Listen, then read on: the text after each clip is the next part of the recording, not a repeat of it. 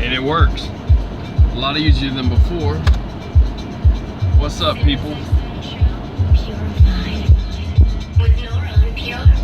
A real peaceful track here. That was the amazing Rampa remix of Xenobi's Far Away Place. Thank you for checking out. I'm gonna have to adjust the audio. I hope you've enjoyed the deeper sounds, and I'm closing it now with a stunning record from Janji Kapai. This is Eme, a beautiful piano track, and I hope to catch you again same time next week for another edition of That's better on audio. Oh, Joe Gardner, what's up? Kibram, Kidane, where? Joe Gardner, be safe. Well, basically, we've had a lot of high winds all the way across 70, 80, and 90, and that's going north, respectively. If you start on I-70, I came from Ohio. Let's see, hang on a second here. I'm a T at UCMM. Okay. Thanks, be safe. Yeah. Basically, I-35 also in Minnesota. Parts of I-90 are closed in Minnesota. Parts of I-35 in Minnesota are closed. Even from the other day, me coming across Iowa. From Iowa, I'm gonna turn this thing off. I'm gonna turn it back on for a second here, so I don't feel like I'm. It's gonna make a little beeping noise here, so I don't feel like I'm yelling over the engine running. You're a trucker as well. Oh, I got you. Yeah. So JD put howdy. What's up, JD? And what's up, Joe Gardier? And Kabram Kidane. Yeah. Basically, I drove from Iowa the other day. We're talking like, man, almost a week ago, and they don't treat the roads that good in Iowa. And then coming east from there, the next state over, you know, going on all the way over towards 65 and through Illinois. You know, Illinois was kind of rough over there, but then all the way over to 65 down through Kentucky was rough. That was the other week. Now, just yesterday, coming from Ohio on I came down 75 and came across 70. It was really high winds. They're still having high winds over there now. It's moving east from where I'm at. It was high winds all through last night, and then when I grabbed an empty, it almost blew me over. That was just the truth. I honestly, I don't know if I had a leg up on the back or not. Okay, that's when one set of wheels comes up. No lie though, it was that strong. I dropped it down to 55. I couldn't handle any more, and I stopped at this truck stop and shut down. I'm gonna be starting again, but the truth is the wind is too much for us to handle. It's that polar vortex that's dropped down, and it's not normal. So I just wanted to chat about it. I'm gonna go through some of these comments real quick, but they're saying that even today I'm getting all kinds of messages and stuff that I-35 in Minnesota is shut down, and parts of 90 are shut down. I know they don't treat the roads, like I said, across Iowa, and it's high winds. So if you're high cube, even if you're a tanker, it doesn't really matter. If you're high cube, if you're hauling a truck, the winds had just calmed down now, but it was so strong that I had to drop my landing gear on my trailer so I could even shut down and sleep, and it was still rocking me the whole time. I dropped my landing gear and gave it a good, you know, tight, snug push on the ground, and I've got guys that were on both sides of me, and it still didn't block it enough. And so that's in St. Louis area. So St. Louis area is now calm, okay, but they still have the road closures north of here. You know, if you're going east on 70 and up 35, or up 90 from Chicago, going up towards Minnesota, that's when you're going to have your real issues on the ice and stuff. And also along I-80, portions of I-80 in the upper Midwest is all jacked up. So I'm gonna get some comments. I didn't mean to miss all your comments, you guys. Hang on one second here, let's see. So I'll start here from where Joe Gardner, I'm a trucker as well. JD put howdy. I'm in Texas on I-20, but thanks for the heads up, kid. Yeah, I'll tell you, you don't want to come north. I mean, it was so rough. You have no idea. It was rough. Let's see, Joe Gardner also on YouTube. Let's see. Yeah, still high winds. We could have met up. Oh, I got you, JD. I am on my way to Memphis, Tennessee. Real high winds, even Michigan. Friend said it was a hurricane force. Yeah, it was odd because there was no rain and there was no storm. It's that polar vortex.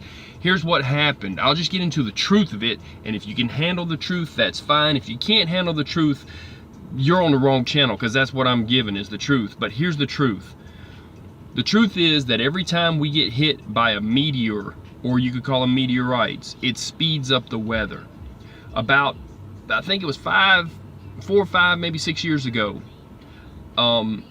in Russia, not the Tunguska event, which was a long time ago, but in Chelyabinsk, a meteor or meteorite, either way, blew up in the sky, knocked out all kinds of windows. Everybody had on dash cam because they have lots of accidents, plus they're worried about getting shook down by the government there, and so they have, you know, cameras on their cars. So they even triangulated where it came from. But the point is, we just had another one the other day in Brazil. I want to say it was it? Let's see. Where was it that it went off? Could have been north of, it was north of Venezuela. I looked at the track, but the one that went off then sped up the weather, and since then, plus the fact that the trade towers were down, and that used to block a lot of weather, it used to block a lot of wind, believe it or not, the weather has changed and it's sped up, and we've had the worst in India, the worst they call a monsoon season, rainy season ever. The winds in the south, it used to be that you didn't really catch a wind too much in like along Alabama, Mississippi, you know, Alabama, Georgia, South Carolina, North Carolina. Now it's really, really high winds down there, and these are sustained winds with no storm to push them. So we have a jet stream that usually dips down from Wyoming down into Colorado at crazy points, and then comes back up, and it'll go east, and sometimes it comes a little lower. This is the polar vortex, which is supposed to be north of there, that's dipping down, and it's feeding into the wind. So we're getting wind with no storm. Okay, we just had another, like I said, not the Chelyabinsk one, but we just had a recent one just the other day. And when the one, I haven't tracked this one, but when the one went off in Chelyabinsk, Russia, it sent a shock wave that went around the world 5 times. They said it was trackable just by the dust for 4 months on after that. The 5 times it circled, the shockwave circled the earth, it was creating clouds in a straight line, and it was speeding up, it sped up our weather. So that, along with this recent one and the way it's moving, see, our weather comes from space. Just like the sun, which now they're saying the sunspots are a little bit less, but the sun gives us weather. Things speed up or could slow down even, you know, our weather.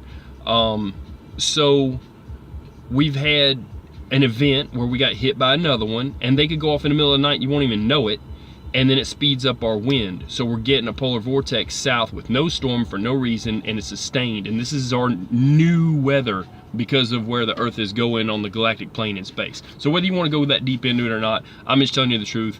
Your weather doesn't come from a weatherman with a suit and a tie in an office that goes on television a couple of times a day. Your weather comes from space. Okay, so that's the reality of it. And we've got a new thing called the polar vortex that should be in the poles, but it's down here, and we're catching not just jet stream, but we're catching sustained winds. So I would expect this thing to come back around the other side of the earth within a few days. Honestly, I don't expect this to be just a thing, but it's really odd. And they're not treating the roads in some states, and a lot of these roads are being shut down. So regardless of what you want to think about or believe in or whatever, you're going to have a hard time trucking if you go up on, say, north of 70 to 80 and 90, and in a few days when the winds pick back up again, you'll have problems on 70. So I'll catch the comments real quick though. I'll go back, let's see. And the one said, All right, I'll start with this one. I'm in Texas on I-20, but thanks for the heads up, kid. Wow, near me. Also on YouTube. Yeah, still high winds. We could have met up. Yeah, JD, who knows? I've been running a lot. I am on my way to Memphis, Tennessee. Real high winds even in Michigan. Friend said it was hurricane force. Yeah, they were sustained at 50. That's the comment I wanted to get to. They were sustained at 45 to 50. The gusts were even higher, and it almost blew me over.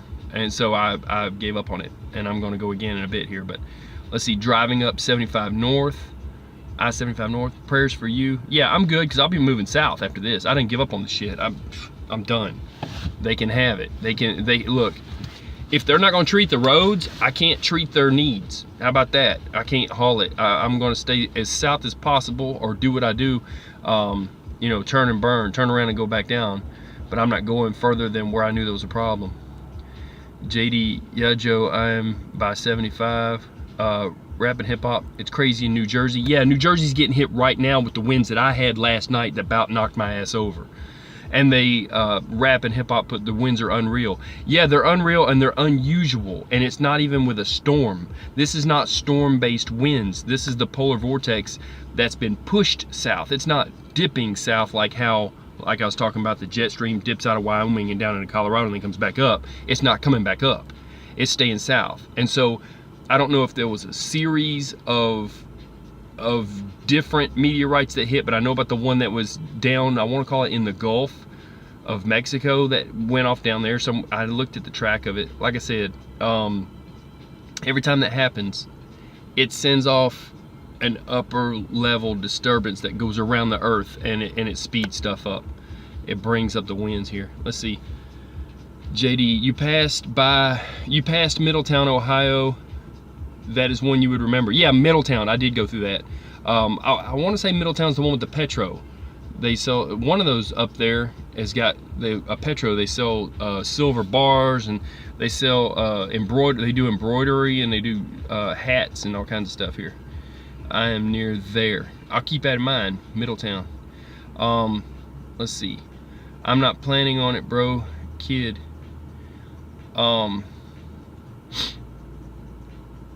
Oh, I got you. Let's see here.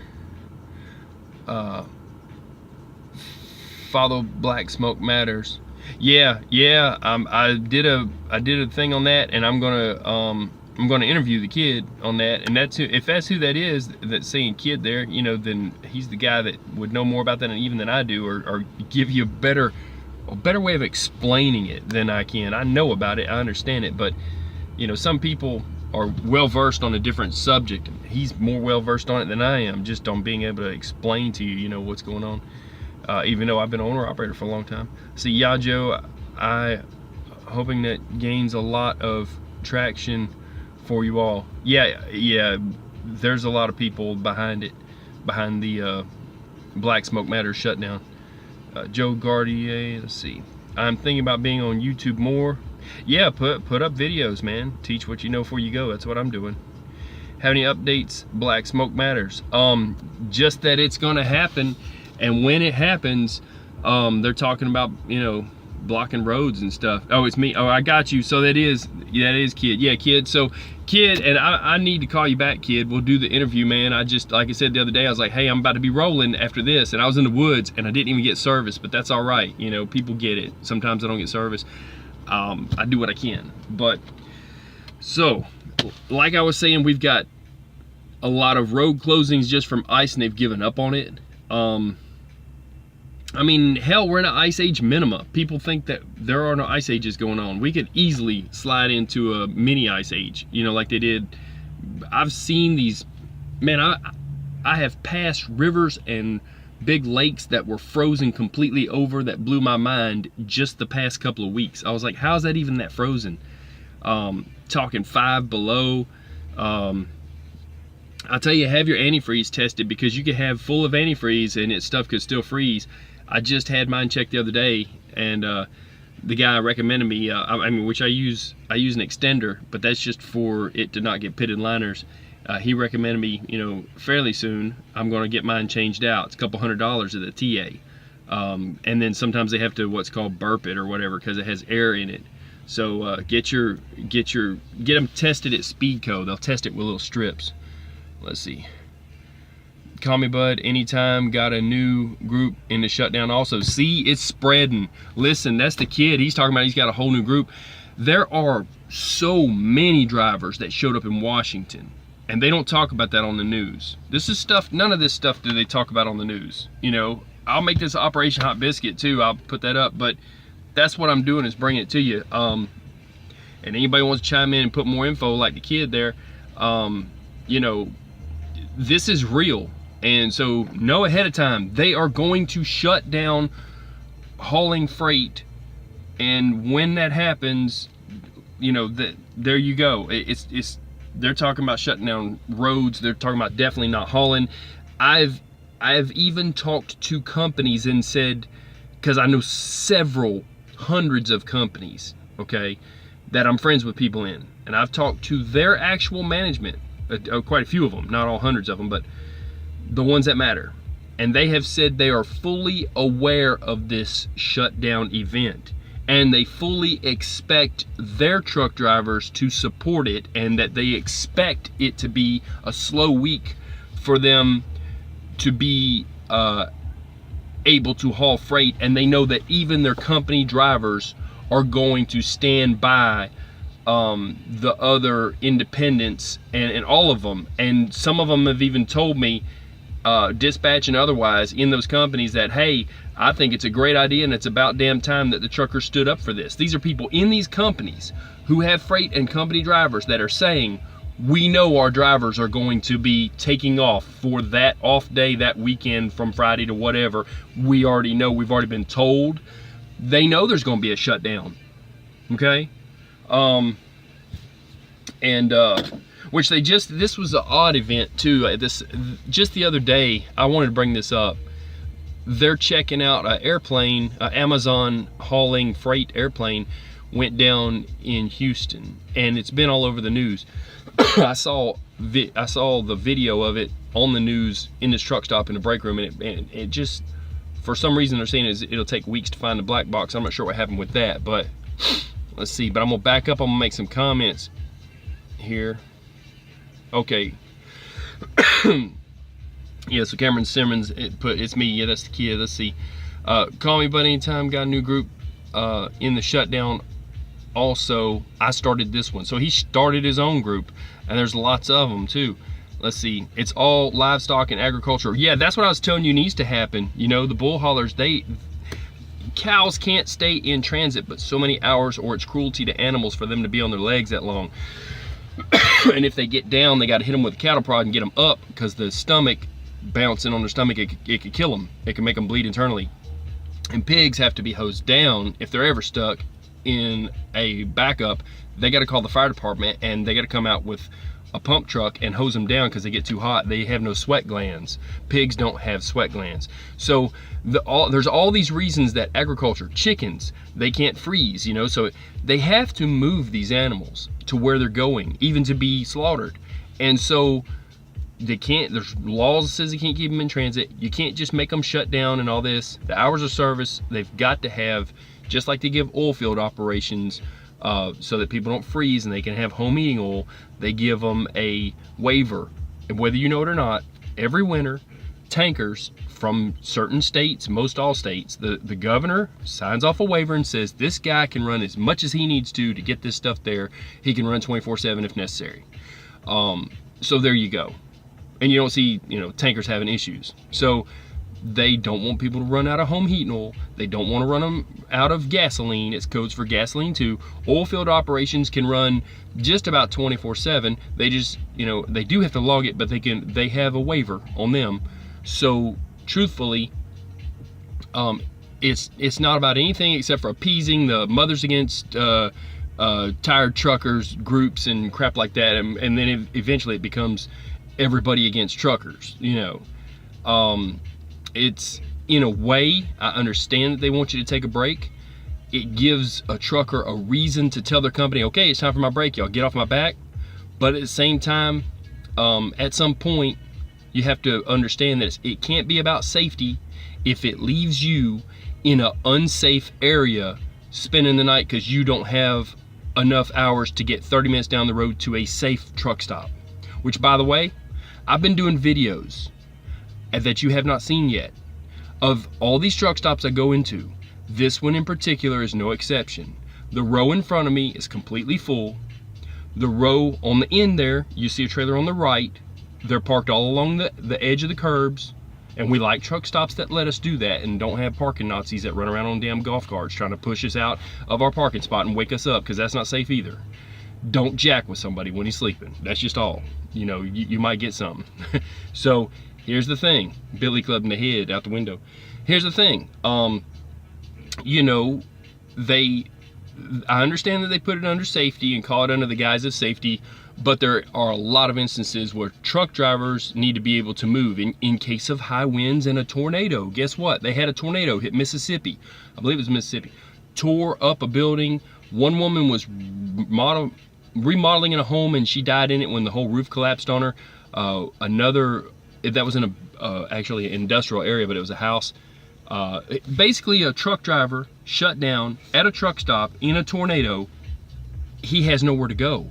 But if he knows he could leave, let him leave. Hours of service be damned. You know, they need to give us a kill switch for all of it.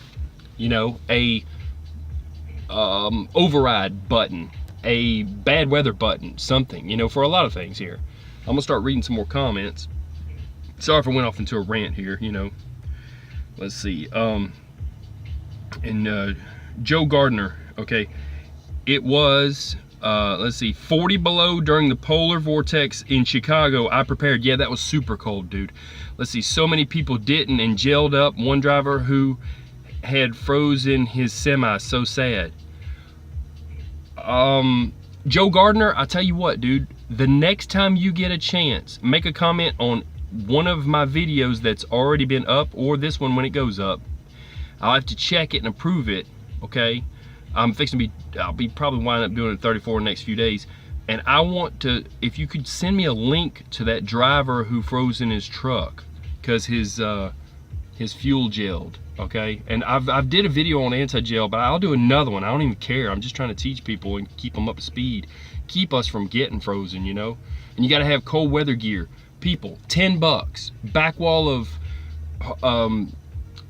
Burlington Coat Factory. I can't say that enough. Go to Burlington Coat Factory, go to the back wall. $10 will get you some snowmobiling pants. They've got a gather underneath, and that will keep you super warm, you know? That's better than the old Irish long kilt, you know, the great kilt.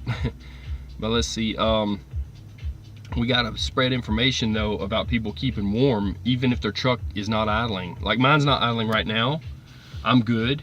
But if I had to, and if it wasn't running, I can put on all kinds of gear, you know, if I'm not so mad at the mechanic that I did that one time. He messed it up so it wouldn't idle, and I was so mad I didn't even go back to training. I didn't put my stuff on. So let's see here. We all need to cowboy up and do this. He's talking about the shutdown. Yeah, let's see, 25K plus, 25,000 plus. Oh, okay. Let's see. They cool the chickens down at the slaughterhouses. It's cruelty. I see it all the time. Let's see. Check out my underground bunker in Springfield, Missouri. Okay. That's Joe Gardner. He's got an underground bunker in Springfield, Missouri. Yeah, I'll be up there if I ever need it. No, I've got places to go. I got people. Let's see. It's against federal law to wake up a driver that's in sleeper berth unless it's an emergency. Yeah, but you know what? They do that mess. I think that it's North Carolina that for a long time was knocking on doors if you're in a rest area. They want to say, well, the rest area is theirs. So that's the thing. That's why I don't go to rest areas. I mean, I like private property where nobody's going to jack with me and where I can tell them this person's not supposed to be on the lot, you know, and he's, you know, come up and, you know, knocking on my truck or for whatever reason. Or, you know, you got a little bit more of a reason to say this is not public access. It's supposed to be closed off for truckers. And you got a little bit more, you know, a leg to stand on to tell, you know, an officer, okay, why is he here? What's his deal? You know? A rest area, anybody can be in and out all day long. They don't plan on staying there long, and so you got everybody in and out. I don't like that, you know. So they need more truck places for just trucks too. let's see here. That's my 4-point plan. I put one up on that. But the video I'm doing, like I was talking about, back to that subject for a second. See all these trucks right here, all these trucks in this line right here are full. That's the driveway. That guy's on the curb right there, over here on the right. And that's just a drop trailer in the middle. This whole truck stop's full. I'll do a video before I split, and I'm telling where they're at, because they supposedly did a quote unquote, an audit or whatever, and they investigated to see if there was parking in truck stops across America, and they decided they didn't need one, and more of them in upstate New York, which is not true. They do. But I even called a radio program, and they told me that information. I was like, that's bullshit, because all these truck stops are full at night. Sometimes you have to run further just because you went into a truck stop, rode around, if you didn't check trucker path, and you have no parking. And so at that point, you're driving further and wasting time. So they need, at the cardinal directions, north, south, east, and west of every city, they need within 15 miles, real close, secure truck parking. They can put coffee, people in there and food people in there, and it can make money just like in Ohio that they have up there. And if it's backed up against the ocean, make it a 3-point plan, but give us parking. That's all. Hammond, Louisiana is the worst. They got parking Nazis riding a lot. I-75 south down there around Miami, they need one on Alligator Alley and on 95, 75 and on 95. So back to these comments here. But I'm doing videos on all this, and I'm videoing, going around saying, look, it's full. It is absolutely full, and there's nowhere to park. So if everybody got off the road at one time and had to, there'd be no place for all of us. Like on 9/11 when that happened and all the airplanes had to land, if all the trucks had to come off the road for something, there'd be no place for us all. Understand that that is true. So anybody who's in power of doing anything about it, build us more places to put trucks, because this is the truth. I'm giving you boots on the ground intel on this. So, and on the shutdown too, Let's see here. I'll go back to the comments for a second. Let's see. Okay. Joe Gardner, our whole world is going to end soon. We're in the end times. I don't know. I think the world's going to keep spinning. I think the people on top of it need to quit fighting about it. And he put, okay, let's see. Yeah, I heard about it on the news. That was about the airplane, I believe. Let's see here. You might be able to Google it, or I believe the Black Smoke Matters posted it also on the YouTube channel for mine. And Joe Gardner put, it's not my bunker. Yeah, I've gone to some underground caves. They're not mine either, but I know where they're at. And I got a guy that's up in Ozarks. He's like, hey man, you come up here, and it's backed up to a national forest of, God, 50 billion acres. He says you can hunt all over this thing if you want to. Anything you want to hunt is there. And he showed me pictures. He sent me pictures that of his land and all these different animals that he shot and stuff, and cut up and put in his freezer. And I'm like, wow. So he's a trucker too. He's got some awesome stories. Let's see here.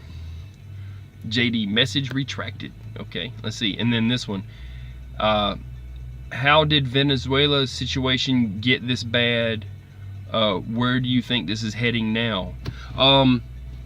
Okay, well, there's a lot of different players, and they all got their hand in the pot. Russia wants to sell their military weapons to a country that needs military defense. In that way, they want there to be an issue so that they can sell their weapons. They've already sold them the Su-300, just like what you had sent me too. JD sent me some pictures of actual satellite images of Venezuela, of them having trucks that had the Su-300 missile launch systems on them, and where they were at. And now they're in all cities. I'm sure there's, they got Russian regulars in all cities, and they've basically made that their stronghold, because they know they can make money there, and they've got gold now. They were under sanctions, and they couldn't make money at all in Russia, and they couldn't even, they pushed off our imported food. They refuse our cheese and this and that. They're making their own crappy cheese. There's a guy over there who's making a lot of money making cheese that's not as good as Kraft, but he's making so much money because it's the only cheese to be had. So they're making everything within their own country. So they were having a hard time of it, and now they've found another trade partner in Venezuela with the gold for their weapons. So they need there to be a conflict. Russia needs there to be a conflict. Let's see. I don't think this stunt with the aid didn't work out so well. I'm not so well versed on that stunt, JD. I did hear about it being a person that maybe tried to damage some of it or something, and I'm not well versed on it, but yeah, they are playing games. Well, Juan Guaido was on the, I want to say it was the Brazil side. The Brazil shut down, or I'm sorry, I'll try to think of his name here. Not Juan Guaido, but the president that was formerly running the country with an M there. I can't. Maduro. Why can't I think of that? It's for a cigar. So Maduro shut down the border with I believe it was Brazil, because he saw that they were, you know, arming up on the border there. Colombia, I'm pretty sure they can still get stuff, but Juan Guaido and some other leaders were on that bridge, and they did a televised little, you know, TV thing and saying, hey, look, you know, we're trying to get aid in here, and I'll get in here if I have to for my people, and this and that. Like I said, though, there's so many players that have their hand in the pot. Russia has interest that they are going to do whatever they can do, and they've made promises with that Su-300 and to get more gold out of him, and they also are now in charge of the gold mining, the whole gold mining process in Venezuela, and there's a lot of gold there. Russia's running it through a Russian company that's, I believe, pretty well state-owned, and so they're making a lot of gold, straight gold money. They don't even have to worry about, and they're trying to change over to the euro. So they paid him in euros for the gold with an outside broker, and then they got their gold for the weapon systems that they're giving them. So Russia, until such time as they find out that the Su-300 is junk, and until they realize that they didn't need to even do all that, you know, Venezuela is going to continue to partner with them, and Russia's going to continue to make money. And their oil is not even light sweet crude, it's heavy. They actually have to mix good oil that's been refined with it to even make gasoline anyways. Let's see here though. JD put it was a farce. Let's see, yeah, likely. Let's see, a protester threw a cocktail into the aid truck. LOL, caught on video, trying to blame Venezuela, of course, still. Yeah, they're, like I said, they're a lot of, the waters are muddy and it's hard to know who's causing what, but it will end at some point, I think. I think Russia's going to put too much stuff down there, and then they're just going to have to be told to get out. I think that's the only thing I can think in my head, because right now they've got, look, Russia's come up with, they broke the treaty what they made. Let's see, JD put, they thought half the army would defect, like 20 did tops. Yeah, well, and I don't know about half. A lot, I don't know, hold on a second. A lot of the Venezuelan army did defect, and then Juan Guaido said that they won't be seen as traitors, they'll be seen as patriots and whatever. A good bit did, because they saw what was fixing to happen, and they were wanting to take their families there. They just was like, hey, let's just get to the border and see if we can get past it. That did happen. But like I was saying though, Russia is continually making more weapons that can carry nuclear warheads, and they've made a couple of different ones. One has it's an intermediate range that is supposed to be not legal under the nuclear non-proliferation treaty that Donald Trump then said, since you broke this, we're getting out of this, we're backing out of this because you broke it and you got so many months to get back in line with it. And in doing that, Russia said, well, then we feel like we can do whatever we want to. So they've built some rockets that can carry those warheads. The range is dependent on what the payload is and how much fuel they put in it. And they also built this new Poseidon thing, okay? I'll explain what the Poseidon thing is in a bit. JD made a couple of comments though. Let's see. Okay, the reports are sketchy on all sides. I can't believe anything. Just going to let it ride out. Yeah, you just gotta wait and see what happens. But see, here's what's going on. When we gave up the Panama Canal, because Carter said, okay, we promised that when we build it, that we will give it back to the Panamanian people and we will make it theirs, right? Okay, great. And it was to be in December.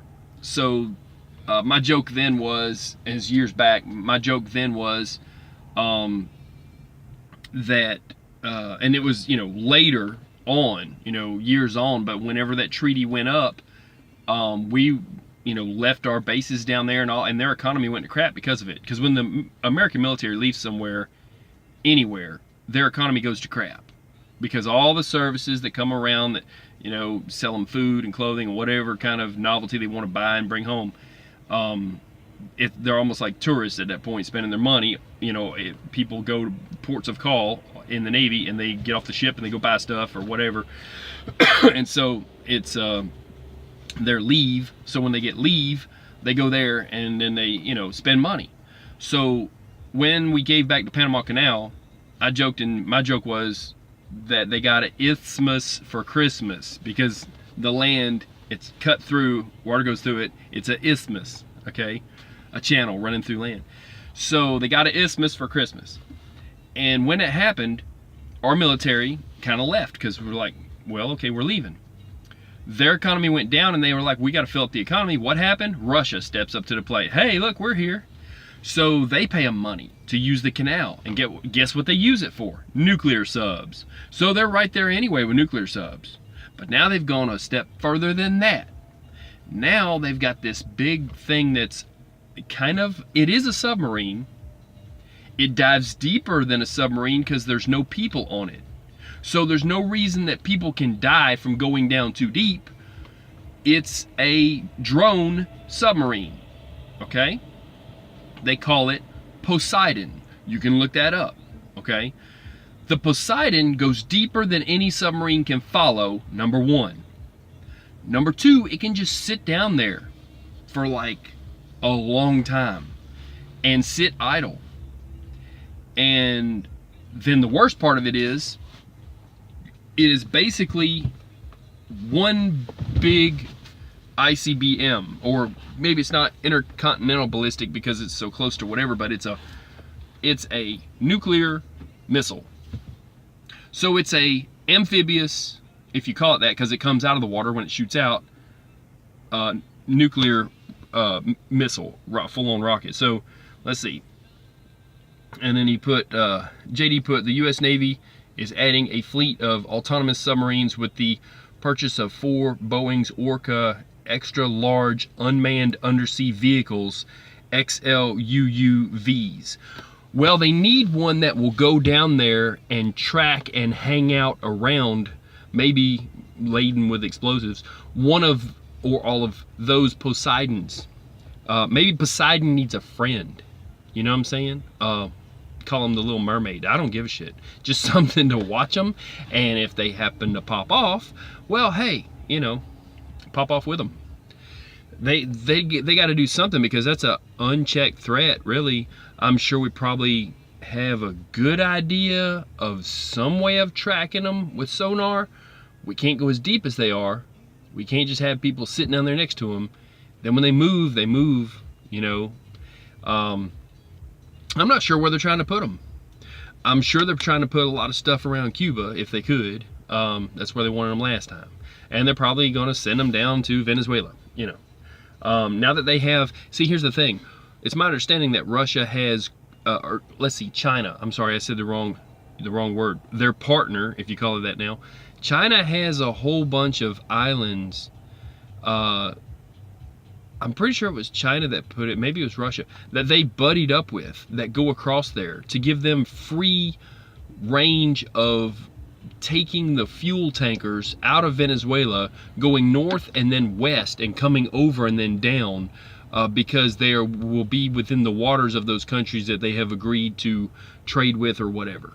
So they've got kind of little safe zone, sort of.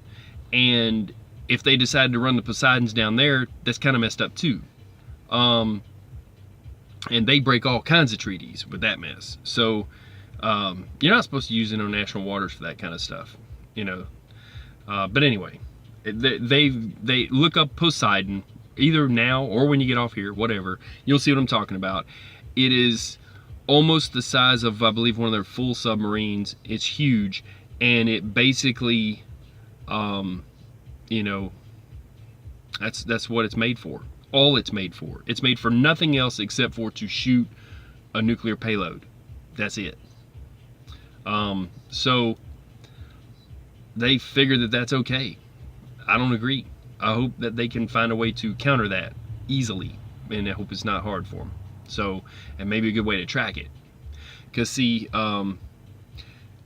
you know, I don't know that we have, other than sonar, radar underwater. I know there's different types of sonar, but you know, that's what they're up to. They're just trying to, I think, cause havoc.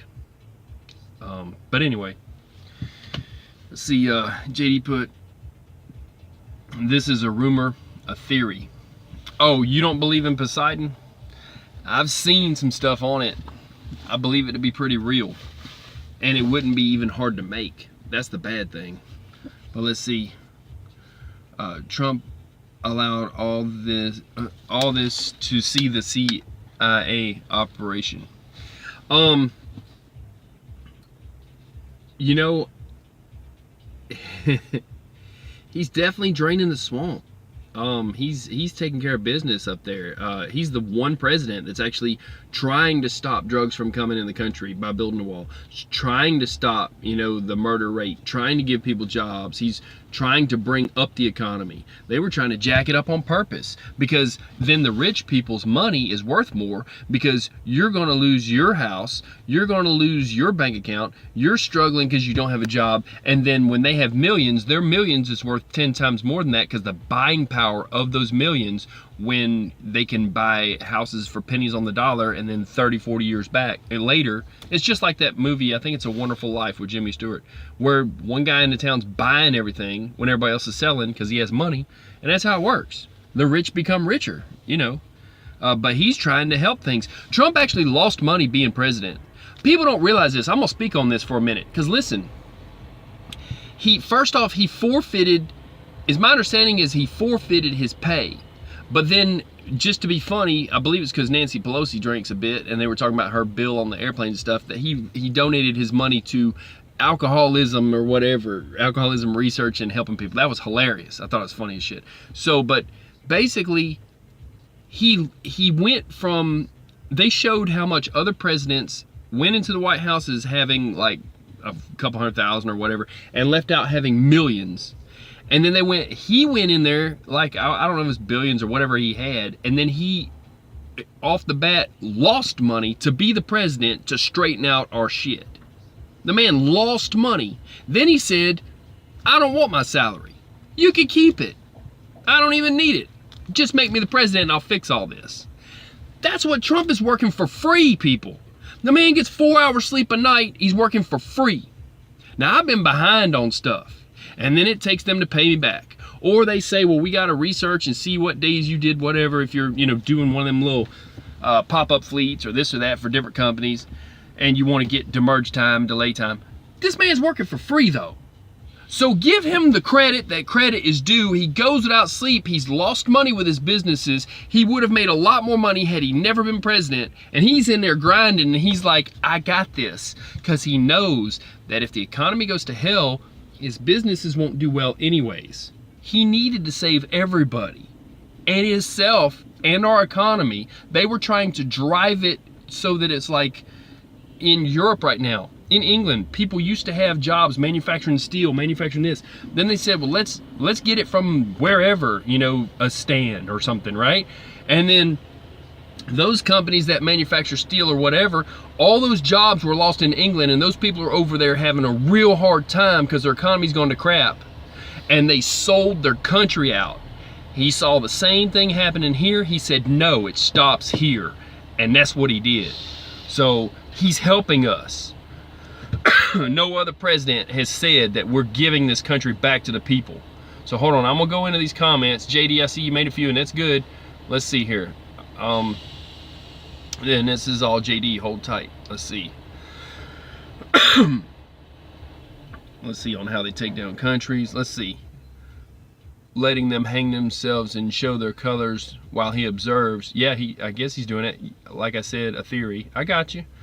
Yeah, the man is amazing by doing that. He didn't have to do this. He damn sure didn't. And I don't care what you think about him. Look at what he does. Look at his works. A man should be judged by the works. You know, look at what he's done. You know, ain't no cash for clunkers joking around. He's making trade deals. He's running it like a checkbook, like a business, like it ought to be. Let's see. I wonder why he does all the time. Yeah. Let's see. What would socialism do to your trucking industry, guys? Socialism to our trucking industry? Well, here's the truth. If all the truckers got pissed off enough, and we're all right there we're all running on a margin, we would not drive anymore. So socialism would have to pay the truck drivers. It's not one of those things where, like, okay, in Russia, they stopped paying scientists and they says, well, we got money, we'll keep working. They never made truck drivers enough money to save up for all that. You know what I'm saying? We never made money in the first place. Not a lot. We've got a good bit, but we're not going to lose it sitting here chasing a dollar. We have an idea when we're losing money, and we will quit if we have to. So let's see. I think we would live on the half-built high-speed rail lines. Yeah. And wait for the food to come falling off the train. You know, in North Korea, they go out to the railroad tracks, and when the trains offload this fertilizer, chemical fertilizer, it leaks some. And so they'll go out there and they'll shovel it up and kind of steal it, and then they'll go back to their little town and they'll sell it to make money. I believe a lot of people be living next to the rail lines. The bad thing is, if you're ever under attack from a country, that's the first thing they want to jack with is the rail lines and the bridges and shit, and they want to use it against you. Look at how they, you know, sent all the people to Auschwitz and all the other, you know, those camps, you know. Pardon me that I lost the word there. I speak too many damn languages. Anyways, where they basically set up gas and told them they were going to just take a shower, and everybody's, you know, dying in there. Let's see here. JD put, I think Bernie is going to go up against Trump in 2020. That is my thought. Yeah, that's my hope. I hope that either him or somebody like occasionally absent-minded Cortez, or somebody crazy. We need somebody crazy, so it's real easy for Trump to win. And Bernie fits the bill. It's good. Let him run. Let's see. Dang, we think a lot alike. LOL. Yeah, it's. I'm not lying. I'm just telling the truth. It's hilarious because here's the thing. Number one, right now, the Democratic Party has had a walk-away movement that everybody wants to leave it because they've been racist and they've been trying to stir up hate between people and divide and conquer and being divisive when our country's trying to stand together and build something good. Number two, they saw that Hillary took all of our natural resources, which who the hell owns that? Nobody. The people own that, okay? And gave these natural resources the uranium with Uranium One deal, which was a company that knowingly was owned by Russia. She got no permission for it and said, hey, let's just sell this shit and I'll make money. Great. Well, guess what? If you come on my land and start drilling for oil, I can sue you or have you thrown off because you don't own that land, okay? She didn't have any right to sell our country's natural resources. No one does. The government as a collective can and put it in coffers, but she can't put it in her bank account or in her back pocket. So basically, and I don't know why that person's bright like me, but basically you have no right to that. So that's theft. Okay? And let's get real about some stuff. You have no right to that, number one. Number two, it's not smart to sell uranium, which is used in nuclear weapons that can be used against us, to someone that you're calling our enemy later by saying, oh, there's Russian collusion. Well, if you thought they were our damn enemy, why the hell did you give them something that they can use against us? That's insane. Because you figure you're good once you're rich? That's retarded. So everybody sees that and they see that's all Democrats. There's people in the Democratic Party that's even, they're embarrassed by it and they know what's up. Listen to me, people. Trump used to give money to the Democratic Party. Okay? He used to give money to the Democratic Party because that was within the confines and constructs of him making money. Those were the business dealings that he was dealing with. Okay, fine. So that truck's doing that automatically though, by the way. That was the driver walking around it. Some kind of stupid crap of a pre-trip or something. Anyway, so they finally killed it. So anyways, you know, he was giving money to the Democratic Party. He considered himself a Democrat until such time as he said, okay, I've made money, and now what would be a good way to fix all these problems? Well, he wanted to run as a Republican. So let's just call him an independent. It doesn't matter what the hell you call him. So quit thinking in your mind, hey, I'm a Democrat, or hey, I'm a Republican. Look at what the man's doing. He's doing it for free. He lost money doing it, and he's going to right the ship of our country. So if it makes you happy, call his ass a Democrat and support him because he's your president. You know what I'm saying? Pisses me off when people don't want to support. And look at what he's doing. Look at what he's doing. You know, he let that man out of jail because he knew it wasn't no reason for him just because he wanted to marry somebody because it's an old stupid law. Listen to what I'm saying, people. He's righting the ship. He's righting wrongs that Obama didn't right them. Clinton didn't right them. No, nobody righted these wrongs. He's righting wrongs. That will be his legacy. He's cleaning up the mess that he inherited from other people. And he said as much. You know, like I said, call him right, call him left, call him Democrat, call him Republican. Look at what he's doing. It doesn't matter who he's ever supported or ever was or is today. It matters that his policies work. He's creating jobs. He's brought back all these steel mills that were closed up, and they interview these people. Says, hey, you know, what do you think about Trump? He's like, what do you mean what I think about Trump? The man got me my job back. This mill has been closed. Now that he made it so that there's tariffs against other countries bringing in steel and dumping it for low market price, and said, no, we're going to make it so that we can make steel here and compete. Then you got steel mill workers. How about that shit? That's how that works. It works that way with all of our companies. And he's making car manufacturing go the same way. He's making everything we manufacture in the United States of America. It says made in America. A person in the United States should be able to, one, make a living wage and afford it. And that includes a new car or anything else you want to buy. And two, they should have the choice of whether it's the same price of whether you want to buy something from China or whether you want to buy something made in America. And that's what he's doing. He's creating jobs, and we're all going to be able to work, you know? And so it creates more freight for truck drivers. So I'm going to go to this here. Let's see. JD put, I love the walk away movement. I watch all the videos. I haven't seen any of their videos. I just heard about it, know what's going on, and I've talked to a lot of people that said, piss on the hate. Sorry, I ain't got it for you. Here's the problem. Hate is like, here's how I describe it. I used to run a tanker, okay? And another tanker driver told me this too. He said that acid will eat up the inside of any container, no matter what you make it out of. It could be aluminum, whatever. Eventually, it'll eat through it, okay? So check this out. Here's what I'll say. In that same way, hate will eat up the inside of a person. If you fill yourself with hate, it's not going to hurt your enemy, it's going to hurt you. Acid eats up the inside of any container it's put in. Hate does the same thing in people. So if you have hate in your heart and you're going to just carry hate all the time, right? It's going to hurt you. That's like taking poison and saying, I want this to hurt my enemy. It doesn't work that way.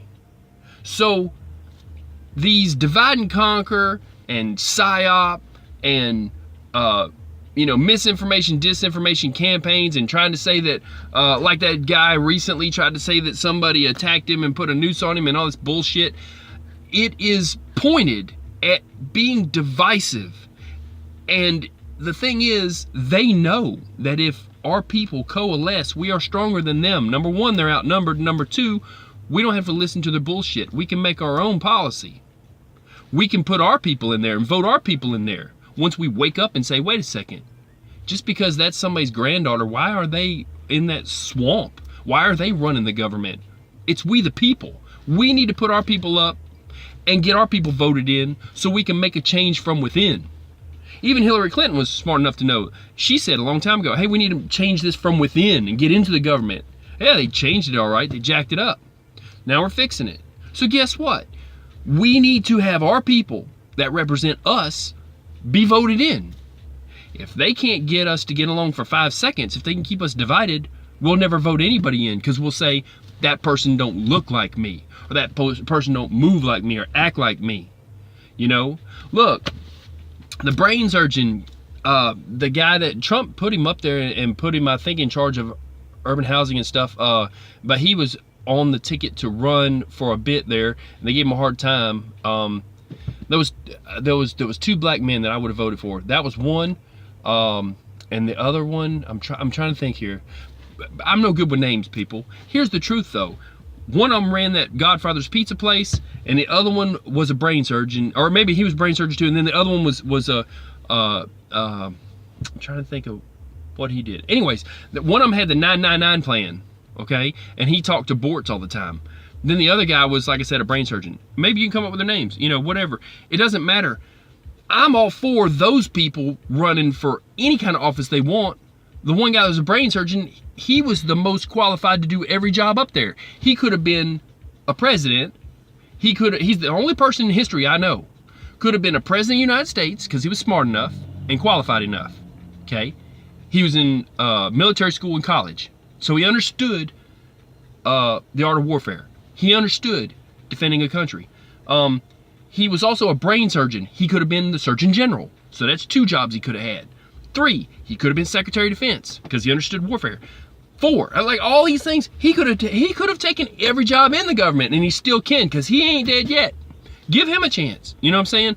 So if we get people in there that defend our rights and that defend our way of living and that care about us and not just trying to build up a bank account or a foundation or have their own kids, perpetuate their money and stuff, and have our people voted in.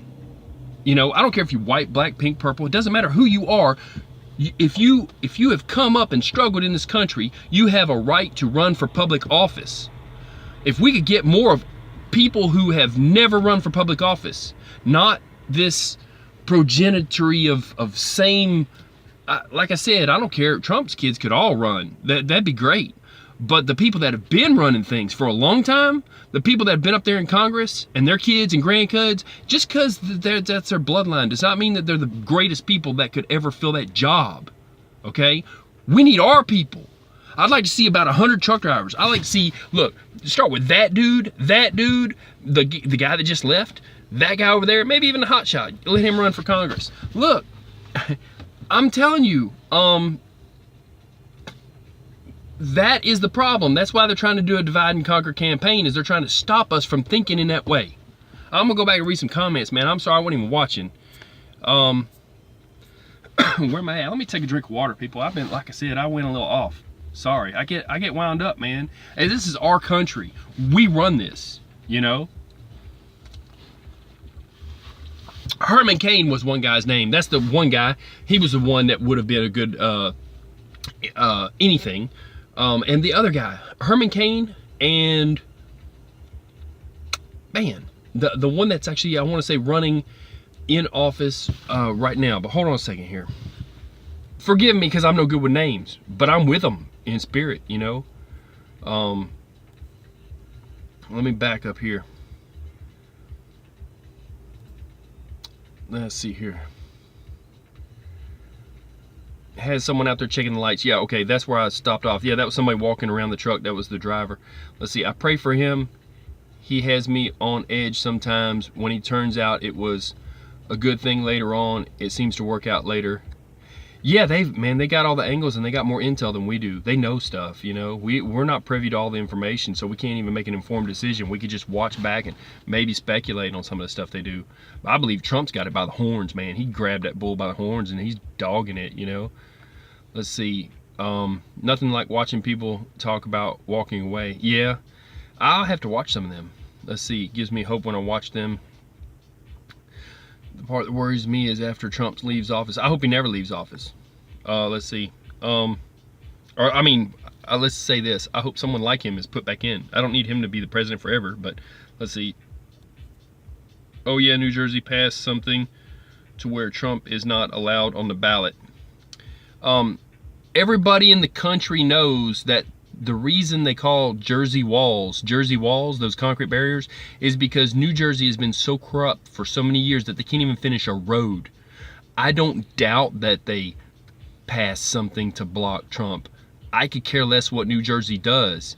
New Jersey does what they're gonna do, and it all makes a couple people rich. And everybody in New Jersey knows it's corrupt. Ask some of them. They'll all tell you. I got family up there. They'll tell you. It's corrupt. Let's see. Poseidon was designed to be used in the Arctic waters where it's miles and miles deep. Right? It can be used anywhere. Let's see. Tiny hands, truck and stuff. Hee. Okay. Yeah, I like Cain. Yeah. Herman Cain had that 999 plan. Like I said, forgive me for if things come back to me, you know, but he had the 999 plan on the tax plan. And then I want to say that, like I said, the guy that's in there now is the brain surgeon. He was a different guy, and I'm trying to think of his name. But like I said, you know, this whole divide and conquer campaign they've always run on us is a game that they've been running on us. And that's why Trump said we're going to drain the swamp. They thought he'd never be president. Then they thought, oh, what's he going to do to us? We've been up here forever. Then now they're seeing that he's like, okay, you investigated me. Okay, good. Let's keep this thing going. Now let's turn it on its ear and let's investigate everything about it and see who was behind it. They made a fake dossier. All that shit is all coming out, and he's tearing them up now. And they're all going to get in trouble and lose their jobs. A lot of people have lost their jobs on that bad stuff. Let's see. Trump has, he meant to say them, Trump has them worried, we all see it. Oh yeah, they're all worried. Yeah. So, like, instead of making it, there's a word that whenever somebody's daughter, and nepotism, that's what it is, nepotism. Because there was a guy who was an uncle, I want to say that this was in Roman times, that his, maybe it was his, I know it was his nephew, but I think it was the uncle that was named Nepot. That's right, Nepot, N-E-P-O-T. And nepotism was him saying, my nephew is going to be whatever kind of ruler or whatever because I say so. Not because he's the best person in the country to run the country or whatever, but because he said that he was giving him favor. That's what it was. Maybe not the ruler, but he was giving him favor. So, you know, that shit needs to stop. You're not the most qualified just because your dad was a senator. Just because you live and breathe and your dad was president. Like I said, if you got common sense and you get voted in, it needs to be fair elections. Now, they're talking about how some of the people have owned voting machines and that shouldn't be right. They've talked about how some of them were made in certain countries and could have been corrupted and could have been changed. They maybe need to go back to a paper ballot. Maybe that's the only way it can keep it honest. I don't know. Certain places and states don't play that mess. Some states that are sanctuary cities will let anybody vote 5 times on purpose because those are voting Democrat, and that's what they want, and that's where the votes come from. That's why they're trying to flood a bunch of people in here. Undocumented people. Let's see. Just wanted to say, I love when we talk this, LOL. Yeah, you know, well, it's just truth, man. Yeah, like this. Yeah, I got you. So, it's, he's fixing it. Just know that it's being repaired. It's been broken for a long time, and it don't make a damn if you say, well, he's Republican, I don't support Republicans. He used to be a Democrat. Get over yourself. Look at his works. A man should be judged by his works, and his works alone, you know? Like Martin Luther King said, I'll be glad, hey, it'd be nice if you could just, you know, judge me by the content of my character, not the color of my skin. The content of your character shows itself in what you build in life and what you make. Judge people by what they do, not by your thoughts of them or what you've been misled or led to believe about them. Let's see. If you ever played SimCity, no, I didn't though, but let's see. You can see that Trump is going a little, let's see. He brought back the jobs, making revenue. Yeah, and that's what we need, because people don't want to be criminals in this world. They're born into a bad neighborhood. It goes back as far, listen to the Elvis Presley song, In the Ghetto, you know, listen to me. People need opportunity. Provide opportunity and crime will go down. How about that shit? That's how it works, you know? Give inner city jobs. Put people to work. Help them. Put the homeless in a place to live. Look, that's what drives me crazy too, okay? And it can be done, by the way, because government has, we've got military bases that are closed down that have barracks on them that could be cleaned up and even used for temporary medical units that they could put people in, right? Straight from Afghanistan or whatever, and get them immediate treatment and call it VA, right? Give them immediate treatment, and then there wouldn't be no question about how long it takes to get in line in a VA. And then they could turn around and make some of those barracks for homeless people and give them a job in there helping out. You know, we've got closed up look, there's housing projects that's been closed up. I talked about that before, you know. They need to build places. There should be zero homeless. Germany was smart enough after the war because they had children that their parents had died, and they were wild children that had no parents. They called them feral, like a cat is feral, F-E-R-A-L. That is a Latin word, really. It's derived from that. Well, they used that word that was a different word, but it was a German word, and would ask a child, hey, are you feral? You know, because they cared about the kids and they didn't want them to be without. You know, do you need something? You know? And so if they were, they would get them to a place that would give them a house. These people had just been in a war. So guess what? They planted trees all over the place, fruit trees, so that homeless people in Germany can walk around and eat fruit, and they've got food. During Oktoberfest, everybody eats, you know? They give out sausages and stuff, which now, you know, there's been some problems with the different countries bringing in the, you know, from Afghanistan and everywhere else. There's different people that have, you know, made it to where they're even trying to make halal food, whatever, not non-pork in some cities, but not all of Germany. But the point is this: we should be smart enough, like Johnny Appleseed tried to plant a bunch of apple trees. We should be smart enough to plant fruit trees for homeless people. We should be smart enough, like we modeled our roads after the Autobahn, after Germany's roads. Every so many miles we have to have a straight stretch so it can be used as an emergency airstrip to defend us. So we should be smart enough to build homeless shelters for the homeless. The solution to homelessness is give them a place to be, you know? Let's see. Yeah, I love that idea. Fruit trees everywhere. Yeah, right. I mean, not in the median of a highway, because then you got people crossing roads, lanes of traffic, and getting killed. But anywhere else, you know, anywhere else. city squares, anywhere, you know. So these people need a place to live. There are buildings that are currently not being used or underutilized. You know, if you can put a bunch of people from the Superdome into places and integrate them in society in Texas when they came up from Louisiana, why could you not then, the same as that sheriff that was down there in Louisiana when I was helping at Hurricane Katrina, and he got on the radio and said, how come they couldn't move those people out of a homeless, out of an old folks home, basically a care unit? Why couldn't they move those, I think it was 12 or 14 people, why couldn't they move those people out of there and save their lives instead of them dying, when he had a jail full of something like 400 or 700 inmates that wanted to kill him, and he said, and I moved them without any issue. He said, so how come I can move them safely to a different jail that wasn't going to be flooded by Hurricane Katrina, but you couldn't move those people down there at that health care place? I listened to the guy. It was local radio.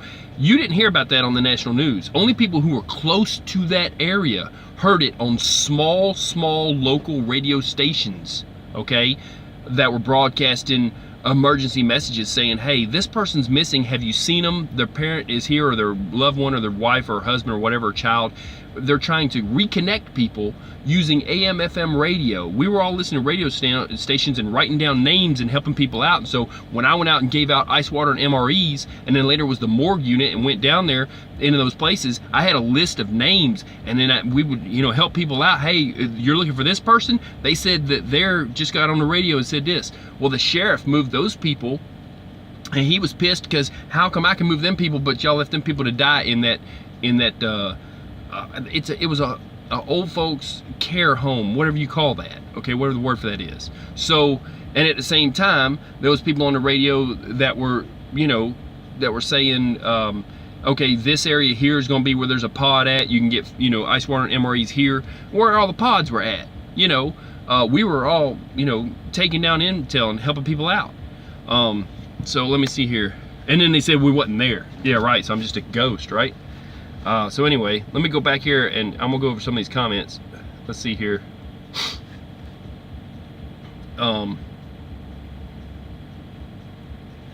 But if they can, I'm saying though, in the same way that sheriff was pissed, I'm pissed. I'm like, if they can take care of a bunch of people that were moved from Texas in the Superdome, how come they can't take care of a quarter of that number that are homeless sitting there in California, and they can't give them a place to stay, but they can make some kind of a housing for illegal immigrants that ain't even got here yet by giving them a government building worth millions of dollars? You know, they need to build places for the homeless. That's all there is to it in every city, period. Let me go through this. Let's see. National news is selective. They have a narrative. Oh yeah, it's all, yeah. JD put, why we need to talk more like this. Yeah, that's why I'm doing this. Operation Hot Biscuit. You know, I'll put out the truth. You know, and it's like, I was there. Like, that's what really pisses me off too, is they wanted to act like that Bush didn't send them down there for Hurricane Katrina or whatever. We were sitting on a tarmac, right? 500 strong truck drivers. We were on a base. We were all being, you know, staged there. We were going to be fed there. I went over to another base that was a smaller base. Now I got bugged out back to there, okay? We were in Alabama, then we were allowed to go over into Mississippi. I got pictures of these people putting up signs in their front yard saying, thank you truckers for coming into Mississippi and helping us and saving us and all this. And I've got pictures of those signs. And because they found out what base we was on. They found out, you know, but the news wasn't down there, but it's okay. The people knew.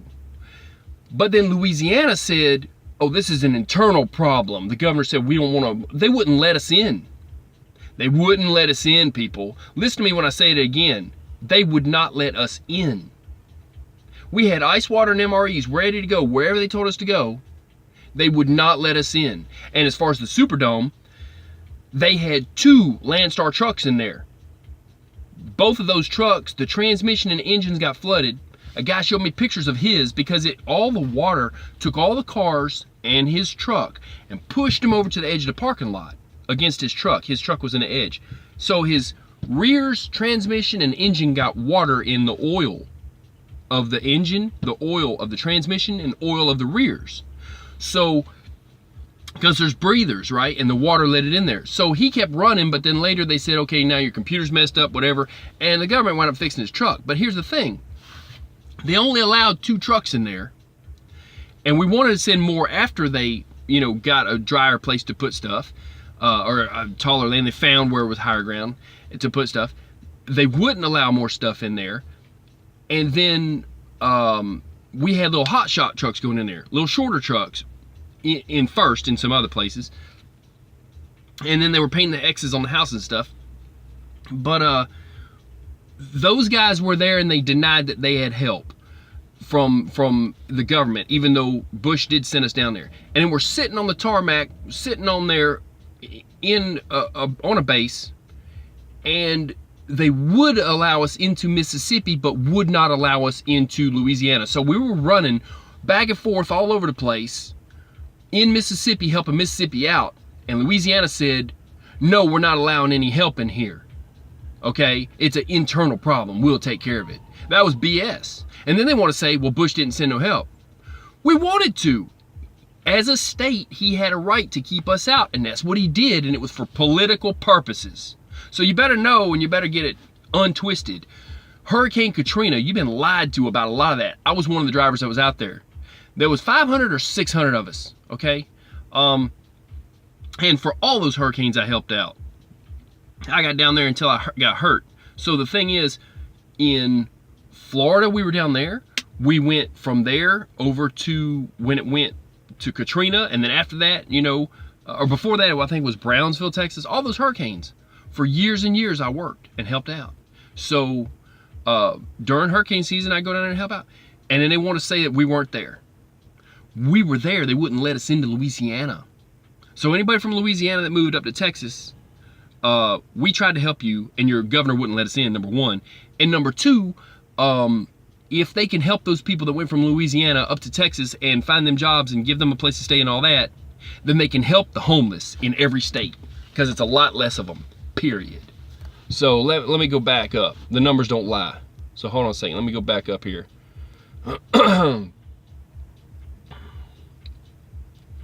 I missed a couple of comments. Well, I'm sorry. I got off into a rant there. Just, you know, that's just me. Oh, I'll go past the national news is selective. They have a narrative. Yeah, they do too. I know I read that, but I'll say it again anyway. Why we need to talk more like this. Yep, putting it out there. I think 2020 is going to be the strangest time of my life. We are going to see things we never seen before. Yeah, and we already have. The government's folding in on itself. And here's the thing too, when they stop getting kickbacks from this one and that one that's doing bad, all of a sudden they turn around and write books, and that's hilarious. So when all the books come out and those people need to make money, that's when you hear the truth, and that's when everybody starts getting fired for that, because somebody else wrote a book telling the truth about that. Uma Abedin's got a book waiting to happen, and they keep paying her not to make it. People are being paid not to write books. It's funny. Let's see. You have to remember the illusion they gave about Clinton and not being charged and winning the election. It'll be like that, but worse. You know, there's a lot of rumors going around about Gitmo. There's a lot of rumors going around about, you know, who's being under sealed indictments and unsealed and all that. I'll tell you honestly, the government's designed to move slow. I don't care how long it takes, but it's kind of like this. In the same way that a criminal that does something that they know they're fixing to get life, but they want to spend more time in court and they claim not guilty. So there's a big old long trial, right? And that keeps them in and out of the jail for however many months and months and months. It's a tactic that they use so they don't have to spend all that time in general population. That's the truth. So right now, in that same way, there are people in our government that are using stalling tactics with all these investigations and all this shit that they're doing. And they know, full on, they know well that they're guilty of doing bad things and they shouldn't have been, and they need to be put out of their job and all this. But because they're doing an investigation, it buys them time. That's what's going on. So once you realize that, you're like, in due time, this will all pass, and all these people will be shown to have done wrong, and they'll wrap it up with a little pretty little bow. That's it, you know. But it's been a long time coming that a lot of these people should have been in jail. You know, all the stuff that they've done that's wrong. I believe half of them are wanting to put it off until they can claim mentally handicapped, half crazy, and got whatever their health issue is that they think is going to get them out of prison. I think that's their tactic. They're going to wait till they're too old or too far gone to somehow be criminally tried or something. Or they'll think if they put them in prison now, they might die because they're so old, even if they move them 5 feet. That's what they're trying to do. And who knows what's going on with that Supreme Court person, that Ginsburg, that, you know, who knows going on with that, whether she's still living or not. They've tried to put fake stuff out wearing the same shirt. I've seen it all. I've seen everything on the internet. It's crazy, you know, and if I don't see it, people send it to me and I see it anyway. So, but anyhow, JD's got a couple comments here though, and I'll read those too. Let's see.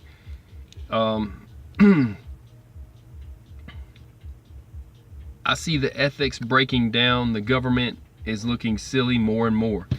Yeah, you know, she got up there. This is what's crazy. The Speaker of the House, you know, Pelosi, gets up there and she's half lit, man. I don't think she's ready for any of that. I think she's seriously drunk all the time, because that's what I'm looking at. I'm seeing that and I'm like, she just said what? They said that, you know, she wished everybody a happy Thanksgiving. It's like, what is wrong with that's your leader? Your leader don't know what month it is. Look, I don't have to keep up with holidays. Nobody's judging me on a national level, okay? But for real, y'all got to do better than that. Yeah, and JD put, yeah, she acts drunk as hell. Yeah, she kind of does. I mean, I'm not just trying to say that. She kind of does, you know. First thing when Trump was voted into office, there's video of her saying that she doesn't see anything she's going to be able to work with Bush on. And everybody looked around at each other. Hey, Bush? Oh, what did she say? Yeah, she said Bush. Oh, don't say nothing about it. You know, I think it was Maxine Waters behind her saying, you know, talk to the other guy. Look. They showed how much money that they spent on alcohol on all these flights that they're taking to different countries, that she's taken. Man, she's either got a super high tolerance for alcohol, or they just drink a lot. There's a lot of people, and maybe they shouldn't be drinking, you know. You know, we have to do our job. We can't drink, you know, we got to do our job. So what gives them the right to walk around and be drunks and say whatever they want that makes no sense? And then we're supposed, you know, like, you have to pass a law to see what's in it. No, you really don't. You might want to write it yourself instead of having all these other people write it. And you might want to kind of read it. You might want to kind of go over it. You know, let's see here. They are combating it now. It's funny at times when what Trump does to stump them. Oh yeah, look. The other day he was in an interview, and they were asking him. They were saying, what do you think about this one certain case of election fraud or something like that? Oh, he tore him a new one. He already had it ready in the back of his head. He tore him a new one. He says, yeah, let's talk about election fraud. There's all kinds of election fraud in California. We got to stop it all. He started naming off states and instances and tore him a new one. He ripped them a new one. You know, they don't want him to say his narrative. They want him to answer yes or no to every question they hand him. And every time they do, he beats them at their own game. And he puts out all the information and drags out all the mud and the dirty laundry they got that they don't want out there. And then they're like, man, why'd we even ask him anything? They're at the point where they don't want to interview him anymore, because at this point he's interviewing himself. He's putting the narrative that needs to be out there, which is the truth about all of it. So they don't have control over Trump, and they can't outsmart him. And they can't find a subject that they can be more intelligent than he is when they're talking about it. He tears them up every time. He's got them covered. So like I said, look at the man for what he does. not for what you might think he is because he's currently with the Republican Party, because before he was with the Democratic Party. He understands that sometimes you need a shovel, sometimes you need a backhoe. It all depends on the job. Right now, he's doing his best to let them go through their putting off time where they're doing these investigations, all this jacked up stuff, and they're done with it now. There was no collusion. Now they're going to get in trouble for doing it in the first place because there was a made-up dossier, and it was paid for, and the whole thing is dirty. So now that he's no longer under investigation, he can say, yeah, so let's talk about this whole investigation thing now. Now that you found there's no collusion, let's talk about that. And there's going to be people saying, hey, pardon me. And it ain't just because they're walking by. It's because they want to be legally pardoned from going to prison for that bad stuff they did. That's what they're doing. So the wheels of justice have turned slow. They're coming around. They're going to take care of all that mess. He's going to drain the swamp. And you might need to vote some more people in. And do better than Alexandria Ocasio. She lost a lot of jobs up there in New York. They know they're wrong for even putting her in there. Vote for people. If you're in California, vote for people that's in your district. And I understand there's a lot of fraud that keeps that woman in there, both of them. Hey, look, combat that somehow. Come out with a paper ballot. Demand a paper ballot. Because you're getting done wrong. Because if there's feces in the streets, and there's nastiness everywhere, and there's homeless because the rent is too high, just like the dude from New York said, it's the same in California. The rent is too high. So guess what? If the rent's too high, you're being done wrong. You're being underrepresented. Get new representation in there. Tell them that the ballot boxes is being stuffed when they're being done wrong and fake people are voting. Stop all of the fraud going on that's making you keep these same representatives that are not representing you. That's it right there. Now there's a mass exodus of people that are moving from California. They're tired of it. They're moving to Utah. They're moving to Texas where there's no income tax. All that stuff. You know. And by the way, I've done went off on such a rant. I see 2 thumbs up, 2 likes in the room, right? I'm going to tell you something. I'll be honest with you.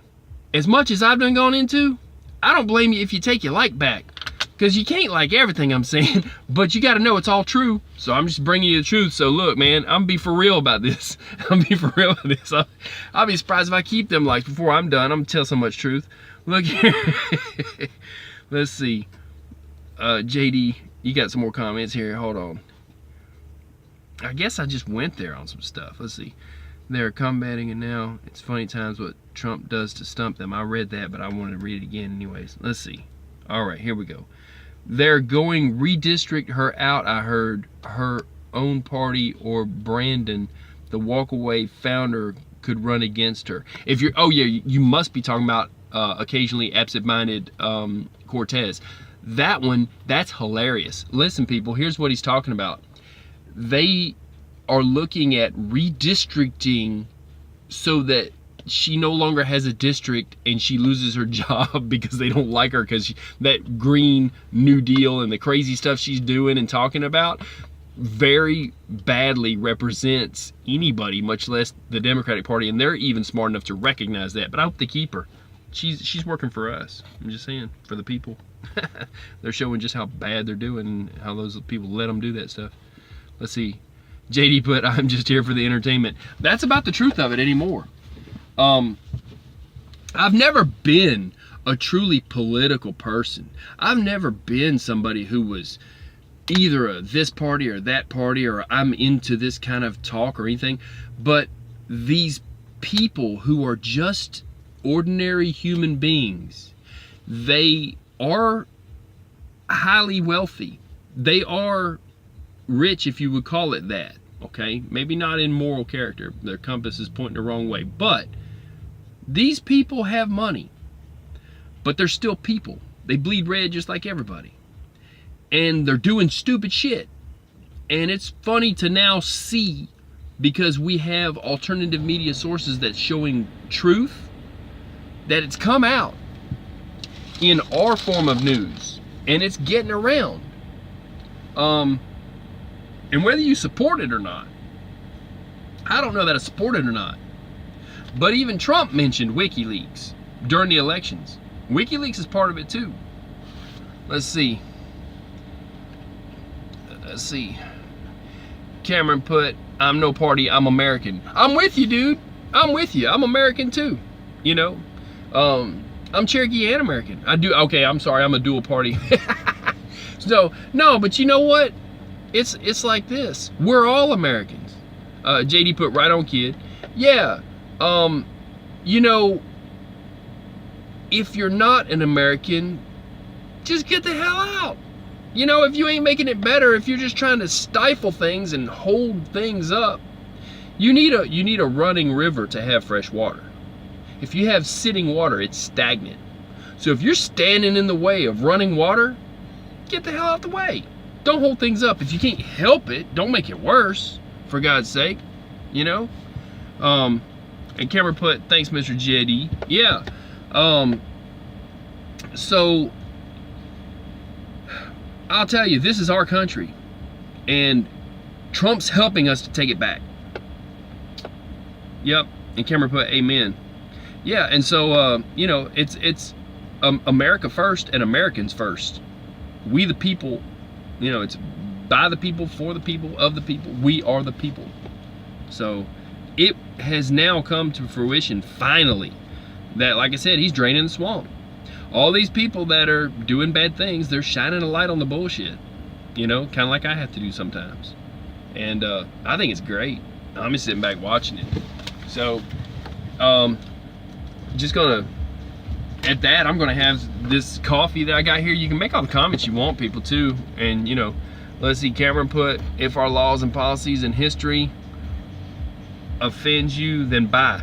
Yeah. You know, look, here's the thing. We got where we are today. Even vegetarians will have to admit that their ancestor, and the reason they're living is because their ancestor was smart enough to hunt and find food, kill it, cut it up, cook it, clean it, cook it, and eat it, so that they're here in the first place. So we are a product of these United States. We are here in this position that we're in today because of everything that preceded us. Good, bad, or otherwise. The best we can do is take up the mantle and move forward. The best we can do is grab the flag and somebody carry the damn flag. And somebody else, if he falls, has got to carry the flag. If I have to, if I'm the last man standing, I'll carry the flag. If I have to carry it myself. So we have to carry it forward. We fought for this country so that, or our ancestors did, so that we would have a country, period. Before that, there was no freedom of religion. There was no freedom of, anything. We've now gotten to the point, let's see, Luis Mendez put hi. Hi, what's up, Luis? So, or I don't know if you guys should call you Luis or Louis, but either way, welcome. So, the only way that we can move forward is by grabbing the flag and moving forward. You can look back, there's no problem with that, but let's not move back.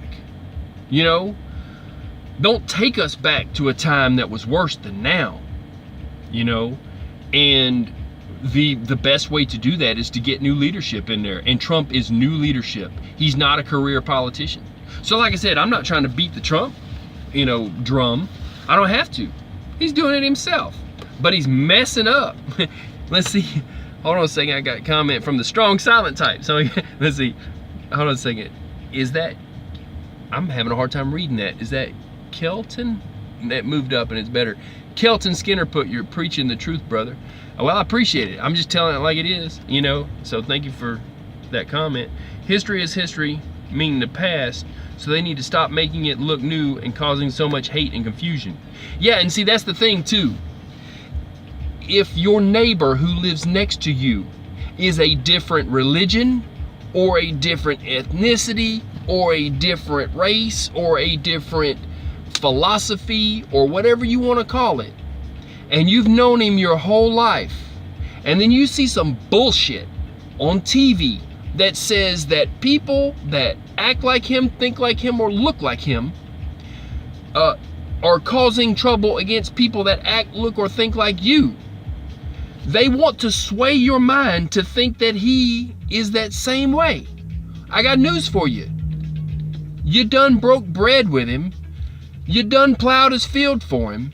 You done baked him a cake or whatever, brought him his mail when it was delivered at the wrong place. He's still the same guy. Don't manufacture hate where there is none. Close the hate factory. You know, it's divide and conquer.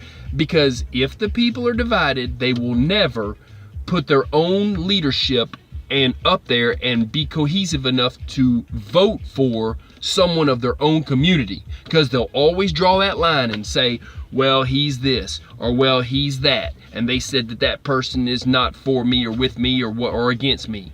You know, once you make your mind stop thinking in this psyop that they have made you think, this brainwashing bullshit that they've indoctrinated you in these public schools to think that, well, this person did that and this person did that, okay?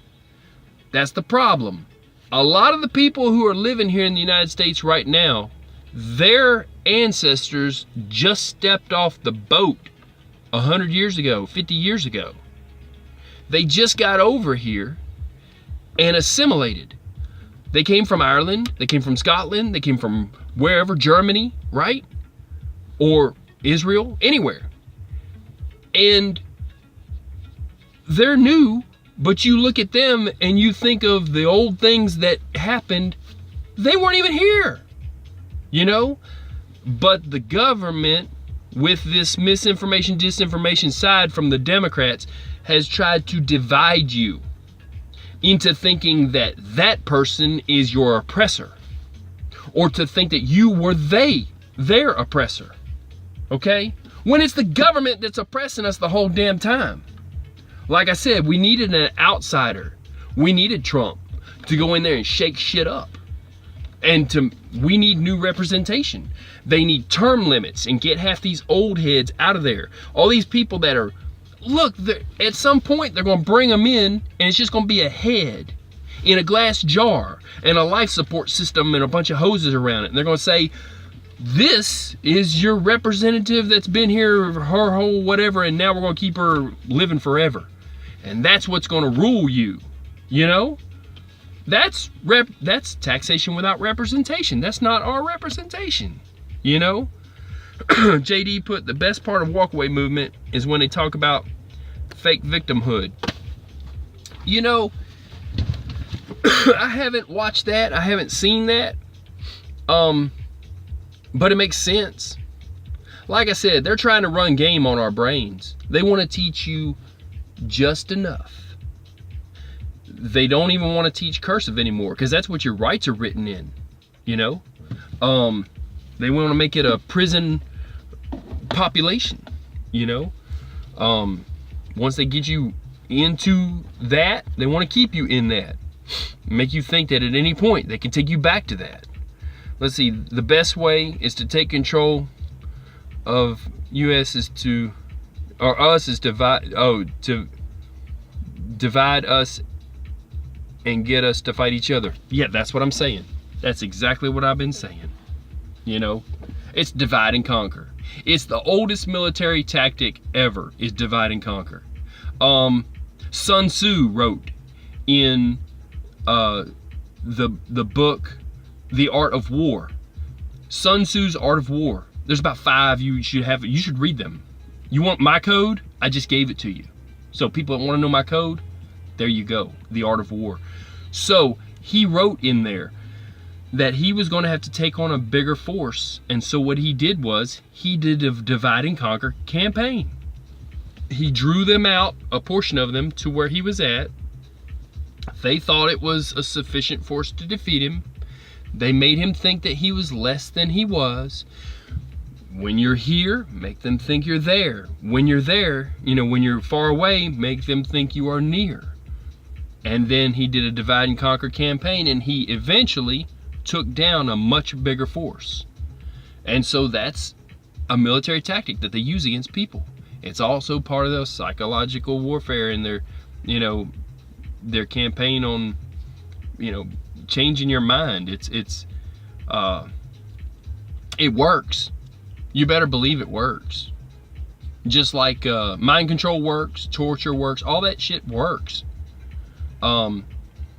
Psyop, you know, psychological operations, it works 100% of the time. Sleep deprivation works.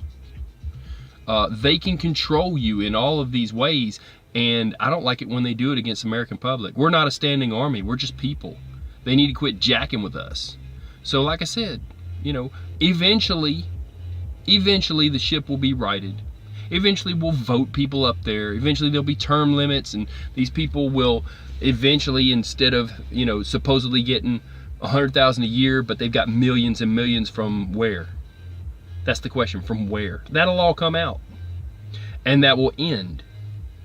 It used to be that you used to be a farmer, and you would go and represent your area, and then you'd go back because you had to go back and grow your crops, or you wouldn't have food and you wouldn't have money. You were supposed to go up there, represent your district or your area, and go back home. Not go up there and make it a lifelong career and you're making millions. And that was never the design of government. Never. We weren't supposed to have kings. George Washington didn't want to run for president because first they said, hey, we need to make him king. He said, no, that's the whole point that we're trying to get away from. People need to quit making these congressmen and all these people kings. Okay? They're just people. And if they're making more than their wage, that's what Jesus said to the soldier. Don't steal from people. Be content with your wages. They should be convicted of their own conscience because they're not happy with their wages. How about that one? It's biblical. I can show it to you. It's where he asked the Roman soldier. The Roman soldier asked him for help, said, one of my servants is sick, and it's a matter of the spirit, and you can take care of this, even with a word from here. You don't have to go there. No, you could do it. You have control over that. He said, you have more faith than all of these people here, including the 12 that was following him, his disciples. So think about it. After that, he talked to a Roman soldier, says, do you have any advice for me? He said, yeah, be content with your wages. He didn't chastise him for being a soldier. He didn't say, put down your weapons and go home. He said, basically, don't rape, pillage, rob, that kind of stuff that other people had done before. Be content with your wages. Guess what? Somebody needs to tell Congress they need to be content with their wages. Somebody needs to tell them they need to stop what they're doing. And we got somebody up there now that's watching them. Trump. That's all there is to it. He's the only person that can do it. He's got enough money where they can't mess with him. You know. But eventually we'll have to replace those people. So we need some people here that can be voted in, and we'll need to get together and work together on that, you know, and get representation in there that's not trying to be lifers, not trying to be rolled out on a platform with a bubble around their head and that's the only thing left on life support, talking about I'm your ruler still because they've kept me alive somehow. You know, we don't need to see people on gurneys and in wheelchairs that are at their death's door, that's just about to die, saying 3 more laws, just let me pass 3 more laws. You know, retire and get out of there while you still have some health. Go retire somewhere and let someone younger take over. It's they're inheriting the United States anyways, you know. But I'm gonna get off this thing in a bit here. Y'all go ahead and make all the comments you want, and I'm gonna get going. I had heavy winds last night. Like I said, it really put a damper on what I was trying to do. And I'm starting my day, and I'm gonna run. And I'll tell you this, like I said, some of them roads are closed up just for ice because they can't treat them. Some of them, it's high winds, you know, from everywhere east of here. So east of St. Louis, high winds that will blow you over even if there's not a storm. It's been crazy. And we're dealing with a lot. And there's still gonna be a shutdown. So, but man, we went over a lot of stuff. JD, I appreciate you showing up too. I didn't even give you a heads up, man. I just wanted to go live real quick. I guess it's gotten to where people get notices and stuff too, and they come in. So that's good. Let's see here. And I'll go back and I'll read this again because Cameron, you are so right. The best way to take control of us is to divide us and to get us to fight each other. That is so true. And let's see, JD, how's your truck running? It's still running. JD, I have the bell hit. Yeah, you got to click the bell, people, if you subscribe, so you'll get notifications on whenever I go live. And sometimes notifications don't go out, but let's see, JD put, so I see you on my feed. Yep. So, yeah, just getting some truth out. You know, we are the army of digital soldiers. We're the ones putting out intel. I'm going to have some time in the next few days, I hope, to get into looking on the AP wire and seeing what all's going on and put together a cohesive bit of news on Venezuela, you know, and some other places that's going on. And but yeah, look up that Poseidon thing. That ain't no joke. That and the intermediate to, you know, medium range missiles that Russia broke the treaty with in the first place. So I know they put the Su-300 down in Venezuela. I don't know if they're going to go as far as to give them the 400 or to put any of those other ones down there. If they put any of those other ones down there, that's going to be just like when they put the missiles in Cuba and Kennedy didn't like that, and then everybody's doing drills in schools and ducking under their desks. People don't know that all went on. But in schools, children used to have to do drills, nuclear drills, where they would duck and get up under their desks and put their hands on their head, almost like a tornado drill, only a little different, you know? Everybody was on a heightened sense of stress and alert because of it. That's why it was good when it was over, the Cuban Missile Crisis, you know? We need to finish up also, sir. Yeah, so... oh,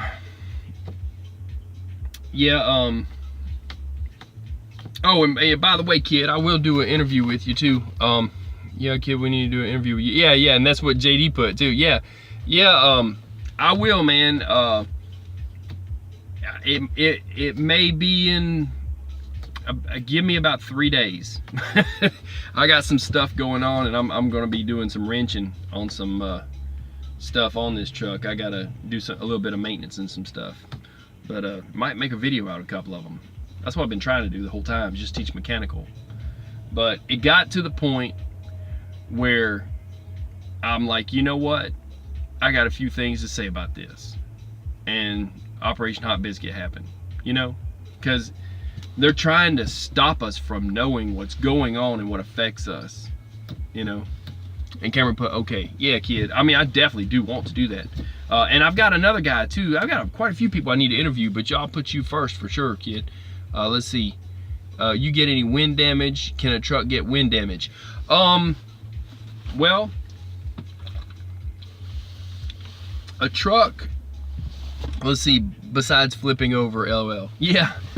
The back fairings on my truck, because they are breakaway fairings, it's a new, people don't know this, but if you drive a truck and it's past a certain year, because so many trucks that jackknifed but didn't damage, sorry, I feel like I'm yelling, I'm gonna turn the radio down, but didn't damage the truck, they invented these mounts for the back wings on the back of my cab as breakaways. So if this truck jackknifed, it would push those fairings in, and instead of being bolted on, they're hinged on mounts that are breakaway mount.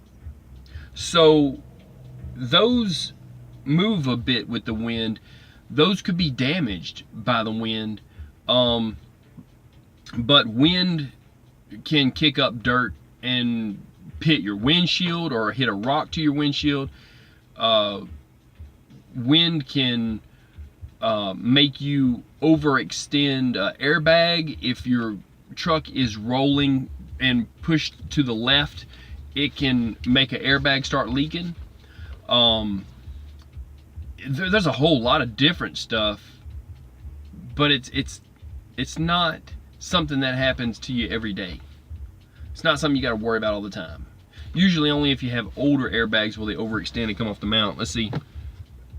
Hoods, doors, etc. can be damaged. Yeah. And he put cool.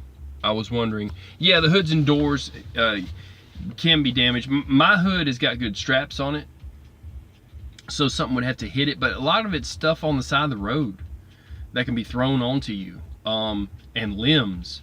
The worst is when the wind blows they call them widowmakers. If you ever go camping in the woods, always make sure that up above your head you don't have a limb that's dead that's being held up by another limb that could fall on you, or one that could break and just fall off a dead tree. You want to kind of push on the tree a little bit, see if it's dead, you know. So limbs hit trees all the time. Sorry, limbs hit trucks all the time, hit cars all the time. Yep, I'm a camper, I know the term. Yeah, so I've had whole trees fall in front of me. When I was doing that hurricane work, you're going after there's a tornado, that a hurricane spawns off tornadoes. So you're going after, you're going down there to help out after tornadoes have done rip through and there's no street signs. All the trees are in the road, and the water in the ground is so saturated that trees can fall over in the road. So I kept a chainsaw in the back of my truck, because they didn't even come in, and all of a sudden you're, you know, going down 59 and all of a sudden there's a tree in the road. And you know, let's see, you're welcome to come for a week in September with us in northern Michigan. Yeah, that's awesome, JD. I keep that in mind. I don't know, I tell you, I'm busy all the time,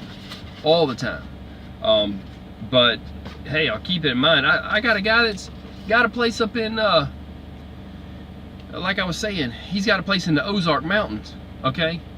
And he was telling me about, you know, they're selling places up there, you know, that they're selling land. A lot of people that, you know, they're looking at the Navy maps and all that, you know, but he says there's land up there that is backed up to a national forest, and it's just one big refrigerator. You know, you could buy land up there and camp and let's see, I offer is survival thing, bushcraft, survivalist thing, bushcraft.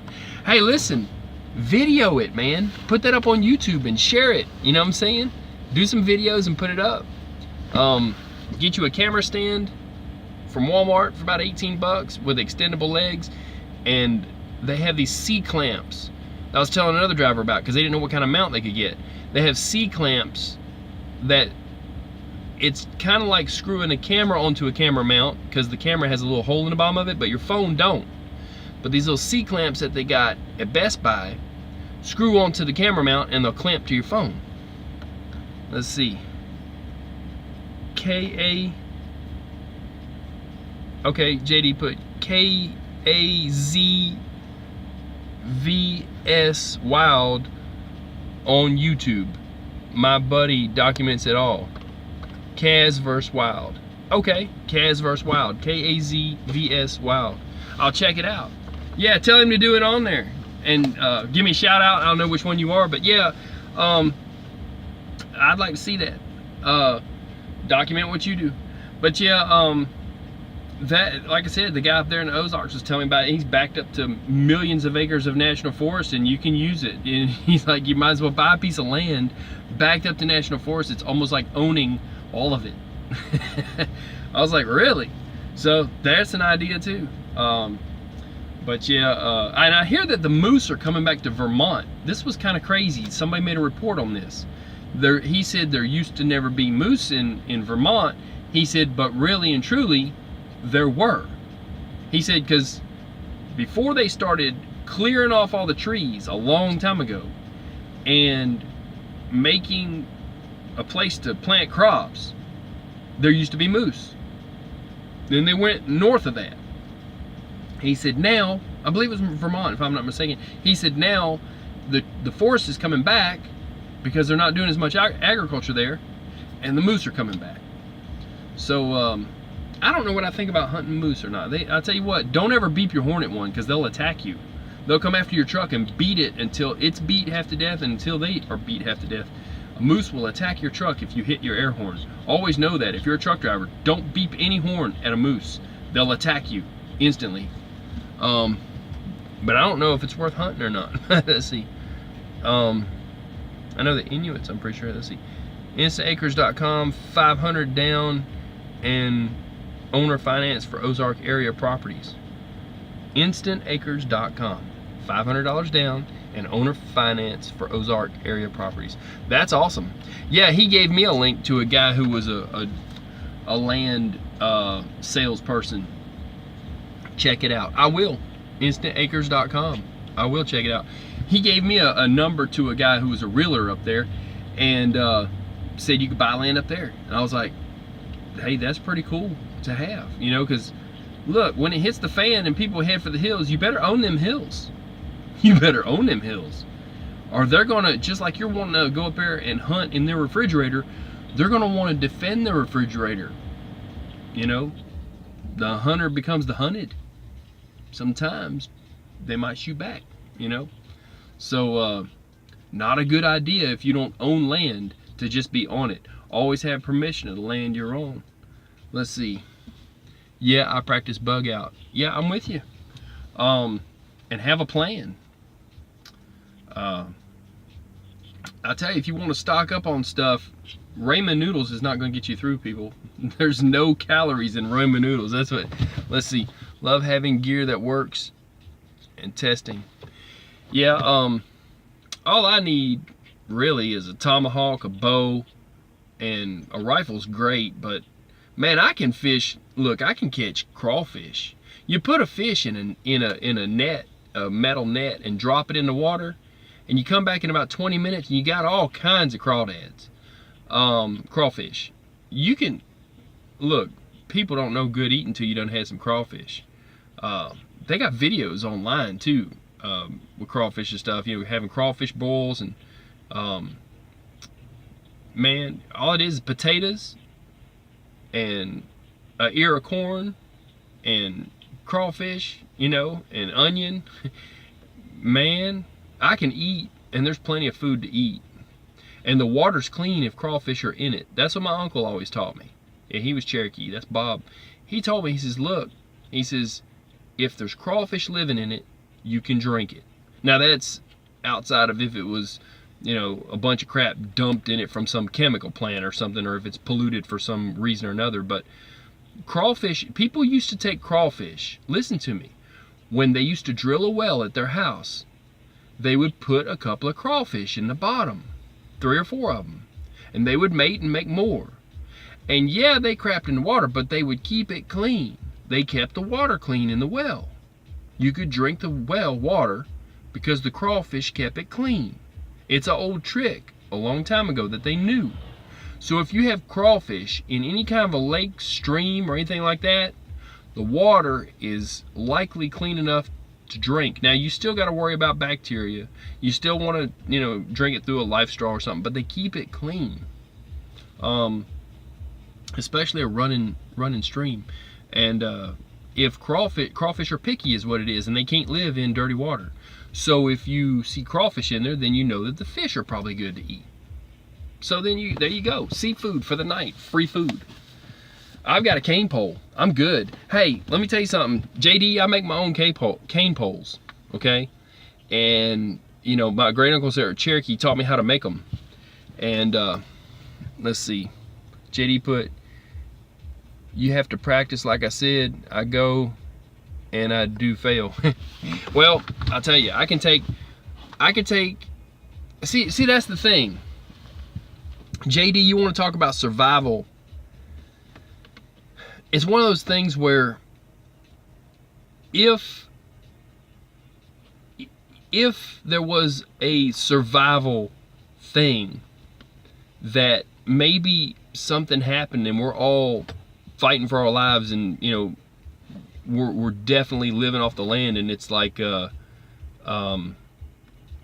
a word for that, man, where you have to grow your own food. It's just on the tip of my tongue, I can't think of it. But anyways, if you get to that point, if something ever happened, let's see, JD put, we go and have fun to learning. Yeah, if you're sustenance living, if you ever get to the point where you have to fish and hunt for food, and there's and you know, everything's gone to hell in a handbasket, like you have that channel SHTF. If it ever went to that, Now keep in mind, it's illegal and it's against the laws on fishing. And there are game wardens who go out and make sure that no one is breaking any kind of rules or anything. But I was taught, hey, you know, it's not legal, but in the event that you ever had to survive, you can fish with corn. So it's against rules because the fish can't help but eat corn. So if you can't fish with it now, I'm just telling you, but my great uncle said, hey, in a survival situation, just always remember, some people put bologna, lunch meat, you know, stuff like that, bologna. But now they have some dipped stuff that are stuff that you buy at Walmart that you dip. I think it's even illegal to hunt with dog food, but to fish with dog food, but there's a certain stuff you can dip it in. Some's made for catfish, some whatever, and that stuff's legal. But just know that corn, regular corn, like corn on the cob, regular corn out of the can, they can't help but bite it. They can't help. You will always catch a fish. So it's illegal to fish with that against game warden rules, but just keep that as a feather in your cap if the shit ever did hit the fan. But let's see here. And now a game warden, I'm going to get 1,000 comments, I'm sure, from game wardens. Look, for real, I ain't trying to hear it. if it happens that you have to make a comment, come correct and be nice, because I do not advocate for breaking any laws. I'm just telling you what works in the event that, you know, there is no longer a game warden. If the laws change and there's no longer game wardens being paid, I'm just saying what would work. Let's see. And that's an old Cherokee thing. Look. Let's see. During that week, my buddy Kaz also fishes salmon in the nearby stream. Let's see. He has all the gear for that and license. I'll tell you, make sure you cook it good, because there was some people who ate some salmon and they got a tapeworm from it and it was bad. Okay, they ate fish that was kind of rubbery, that wasn't cooked all the way. Be careful, make sure you cook the hell out of any fish that you catch. The problem with salmon is it's a thicker meat, okay? You gotta cook it. Have a big fire and oil down your iron skillet and cook the hell out of it and put a cover over it. Listen, JD, I just did a video and it was a partial video. I put part 1 of my grill. Make one of them and bring it with you. You'll love it. And that will make a grill out of a flat iron on a fire. That makes a grill. And it'll tell you what temperature it is. So you bring it up to 350, you know, you can really cook really perfectly with one of those. Let's see, if you ever have a camp out, let me know, okay? I got you, JD. Yeah, take a look at that video I made, JD. I called it my trucker's grill and my trucking grill part 1. Make one of those. All it is a stainless steel bowl from Walmart. Drill a couple holes in it. I had to cut the bolt that came with a porcelain knob, and they have those little temperature gauges that I put on there at Walmart. At least at one of the Walmarts up north that had it. So make one of them. You'll love that thing. I just mainly did it because I flat iron grill so much, and I knew if I showed that on YouTube, somebody would beat me up and say, well, you need a real grill because you need a lid. So I'm like, fine, I'll go ahead and make a lid. I already know what's going to happen before I do a video. So I went ahead and made a lid. I'm like, well, there, for the guys that have to have a grill lid, have to have a thermostat, you know, thermometer, or you have to have whatever, that's your answer. And actually, it's better than having a grill, because instead of lifting the lid and then shutting the lid and losing all that heat, you can pick it up. It keeps all the smoke in it. You're not sending smoke signals across the parking lot. You know what I'm saying? You pick it up, set it on a piece of wood on your catwalk, and then put it right back on the flat iron after you flip your stuff, and it keeps the heat in it.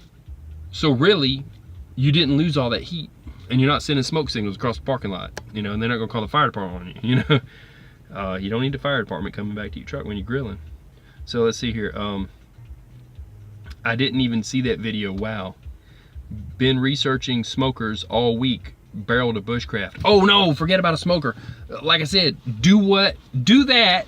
Take that with you. Your friends will be impressed. Okay? Take that bowl. It's $6 at Walmart. Drill a hole, and then put, some kind of a knob. If you use wood, the wood eventually will break. Wooden knobs come in a pack of 2. Nothing wrong with that. But they also have the porcelain knob. Now, they've started making something like that looks like a drawer handle pull for a chest of drawers. It's a big long piece of metal with 2 holes that you gotta drill. I didn't want that to hook onto anything in my truck, so I put a little porcelain knob on there that's smooth, so I can put it with my grill stuff. Okay, let me just tell you where I was going with it. The old chuck wagons that used to be on a wagon train, it was one wagon that was a chuck wagon, and it had a place on the back where all the dishes and stuff were put. My plan was to have a plastic bin and put it in the side box of my truck that would be dedicated just for chuck wagon cooking. That's my little chuck wagon box, right? And so I needed a dome to do that wouldn't catch on nothing. I couldn't have a wide handle like that, and I needed a low enough profile. I mean, I could put a whole chicken in it. You can see how tall it is, but I wanted a low enough profile that I could still put it in my truck. So I've got a suitcase thick grill, but it's a 2-hour burner, and then I've got that thing that goes on top. So it still fits in my side box. If I have it in a bin, it won't catch on nothing with a messed up handle. It just has that knob. So that's why I did it that way. We need a trucking, cooking, food series to help the guys out now. I've done a couple things. I hadn't grilled yet, but I'm gonna make some fajitas. You'd be amazed. I'm gonna take some tortillas and put on there and cook them on my flat iron, and then I'm gonna put them in some aluminum foil, and then I'm gonna put some strip steak with some peppers, some green peppers, some red peppers, and then put some fajita seasoning that I get a little thing of it.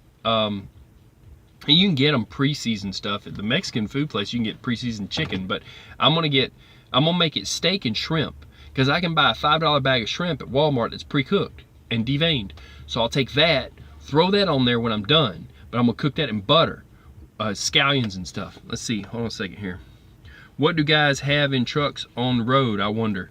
I cook roast beef hash because I done moved up. I'm too bougie for corned beef hash now. It's really funny.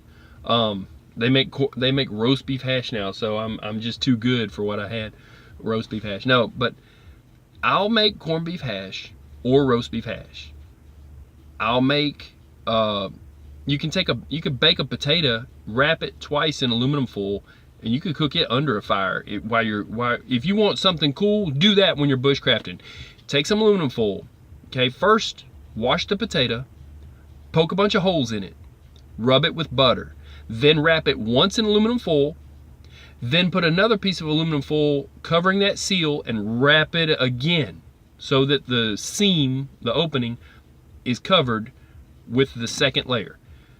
Put it under the fire. About 45 minutes later, you'll have maybe close to about an hour, but I'd say about 45 minutes later, put it under the coals of the fire. The aluminum will be black, that's okay, and you'll have the best baked potato, and that's courtesy of my Uncle Bob. He was Cherokee. He taught me that, I'm telling you that. You have a baked potato. Trust me, really, really good baked potato. But I can cook a baked potato under that dome on that flat iron, but I can't get it too hot or it'll crack the flat iron. I don't want to get it overly hot because I won't be cooking anything to cool it off. So I'll rub it down with oil. I'll cook it on low. But the thermometer gauge lets me keep it at 350.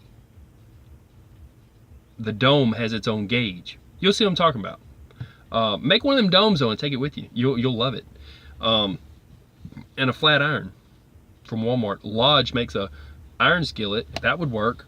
Or you could just have the flat iron. Either way, I'd just get the iron skillet if that's all you got.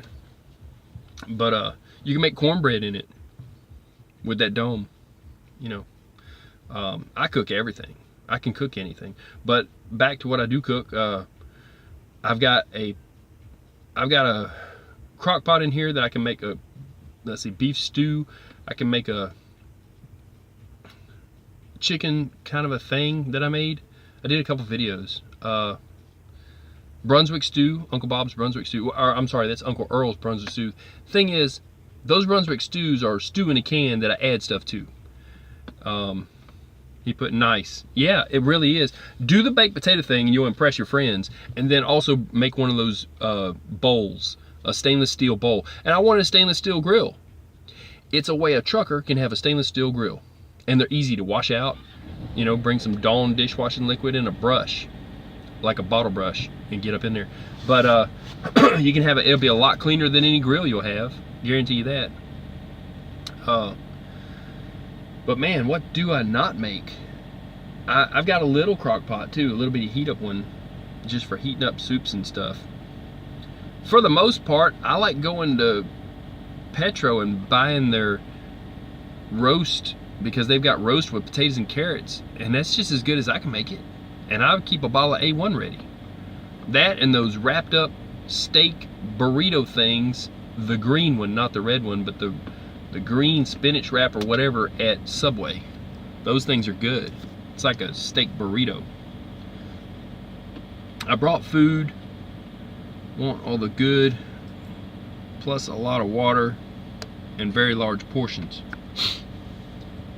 Well, make some Brunswick stew like I was talking about. I'll tell you this, and then I'm gonna get off this thing. Here's how you make Brunswick stew. Get a can of already made up Brunswick stew. It's the wide fat can. Get at least one, but you can take 2 of them.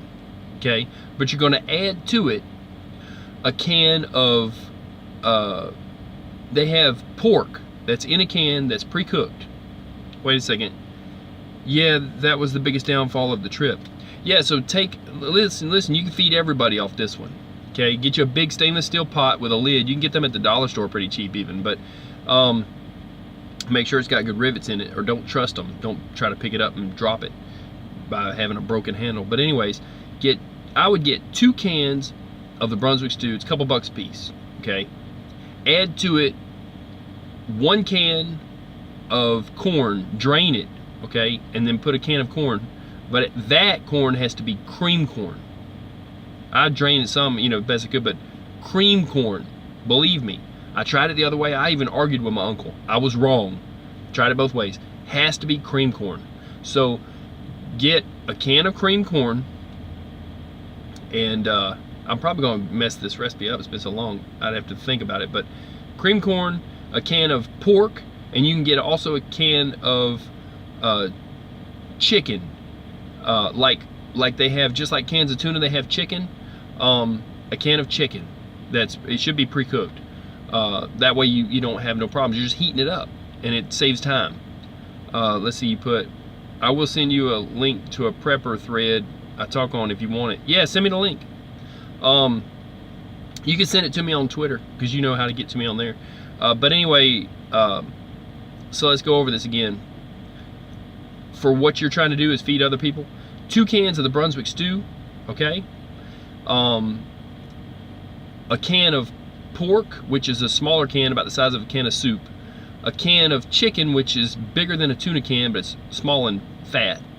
I know I'm gonna mess this up. Let's see, the pork, can of tuna. Oh, a can of you can get already cooked diced, I believe it is, potatoes, or you can even get bigger potatoes and just throw them in there and then cut them up and then throw them in there. Cooked, they have cooked potatoes. And then a can of diced tomatoes, petite diced tomatoes. Throw them in there, and then I'm pretty sure that's it. I'm trying to think what kind of spice I'd add to it, but that will make food. Like those 2 cans plus that other stuff you add, and the meat and stuff, and you're gonna have to add at least 2 to 3 cans of water. Other than that, they'll think you're a gourmet with that. I guarantee you that. That makes some good Brunswick stew. And you could keep a little bit of the, get an extra can of pork, and you can make barbecue sandwiches with it. Get a couple of extra cans since you get so many people there. So you have 2 cans of pork. You can make barbecue sandwiches and, you know, heat that up in a separate pot, and then you got barbecue sandwiches and Brunswick stew. But I'm gonna get off this thing, man. Yeah, that's good cooking though. Make you one of them domes. You'll be really surprised about how your whole grilling situation, just with a regular iron skillet or a flat iron. JD put sounds good. Yep. Yeah, it is good stuff, man. I'm gonna show my grilling setup soon enough, and I'll put that dome in it. But I had to make the dome. But the video on the dome is on there. That's a stainless steel bowl from Walmart. Sorry, I got loud. The guy next to me was a little bit louder. That's a stainless steel bowl from Walmart.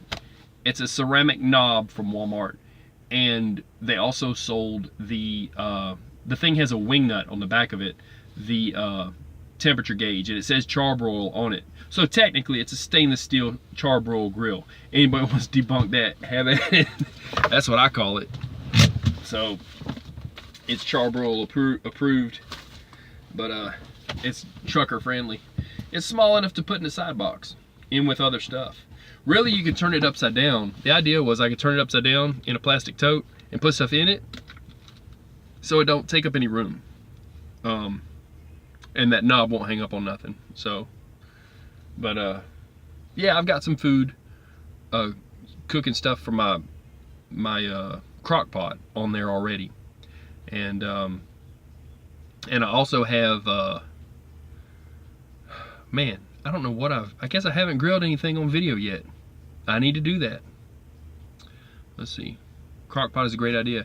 Yeah, JD, a crock pot will work off of, for sure, I want to say like I think I've got like a 2500 to 3000 watt power inverter. You could get a couple of big car batteries and work one. I work mine all the time. So rather than try to refrigerate it, I just leave it cooking until I'm finished eating it. And get those bags that go in them. Let's see. JD put, was hoping the other truckers would say something they do also. Yeah, we'll get into some kind of forum. Probably the kid, I don't know that he cooks much. Kid, you cook much in your truck? Or you just go, what do you do for food, man? You do any cooking in the truck?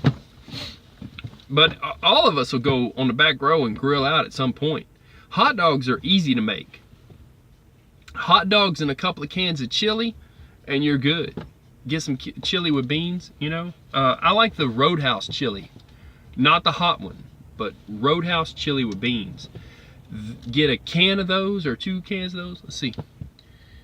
Yeah, have to at one point, I am sure. Okay, Cameron put all the time. I'm gonna give y'all a couple minutes. Cameron, put up there what he could cook. JD put plus emergencies. Hell, every day's an emergency for us. We're out here living in a truck. So you think about it, we're camping 24/7. So we have a choice that we could go somewhere to eat, or we have a choice, we're in the truck, bring it with us. So that's why I try to keep stuff. You know, I showed how to make spaghetti. Hey, listen, on your first night, so you don't have to worry about freezing the food, go get some of those meatballs on my spaghetti in the crock pot. I think, no, it wasn't in the crock pot, was it? I guess it was. I heated it up with the sauce in the crock pot, and then boiled the noodles on a separate thing. Man, if you could boil noodles before you go, and go ahead and put them in a bowl, and then go out there and heat up your sauce and stuff, either way, it's better if you boil the noodles. But for the first night, bring some already boiled noodles and make that spaghetti sauce, and then which I think I just did ragu on that, but you take a bag of those meatballs. They're 100% Angus steak meatballs, frozen. Those things are good. From Walmart, I was impressed with them. You find them and bring them with you. Cameron put, I grill and cook. My truck is a 325-inch wheelbase so I have a table and counter, LOL, on my frame. There you go. I've got a folding aluminum table that I keep behind my passenger seat, and I can put my one-eye burner stand-up grill that takes the little propane bottles. That's a good grill for you if you're camping. Keep a couple of them. You can cook at least 6 times, and those little bottles are only like, it's a 2-pack for like $6, and it screws into the top, and then the mount, it just pops into the mount, and little legs swing out from it. It's a Coleman one-eye burner. That is good enough to cook for real on. I have a BioLite. Well, I don't know what that is, but I'll look it up. BIOLITE. Uses sticks.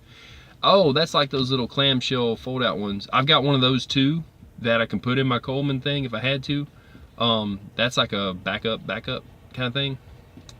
You could put charcoal in it too if you had to.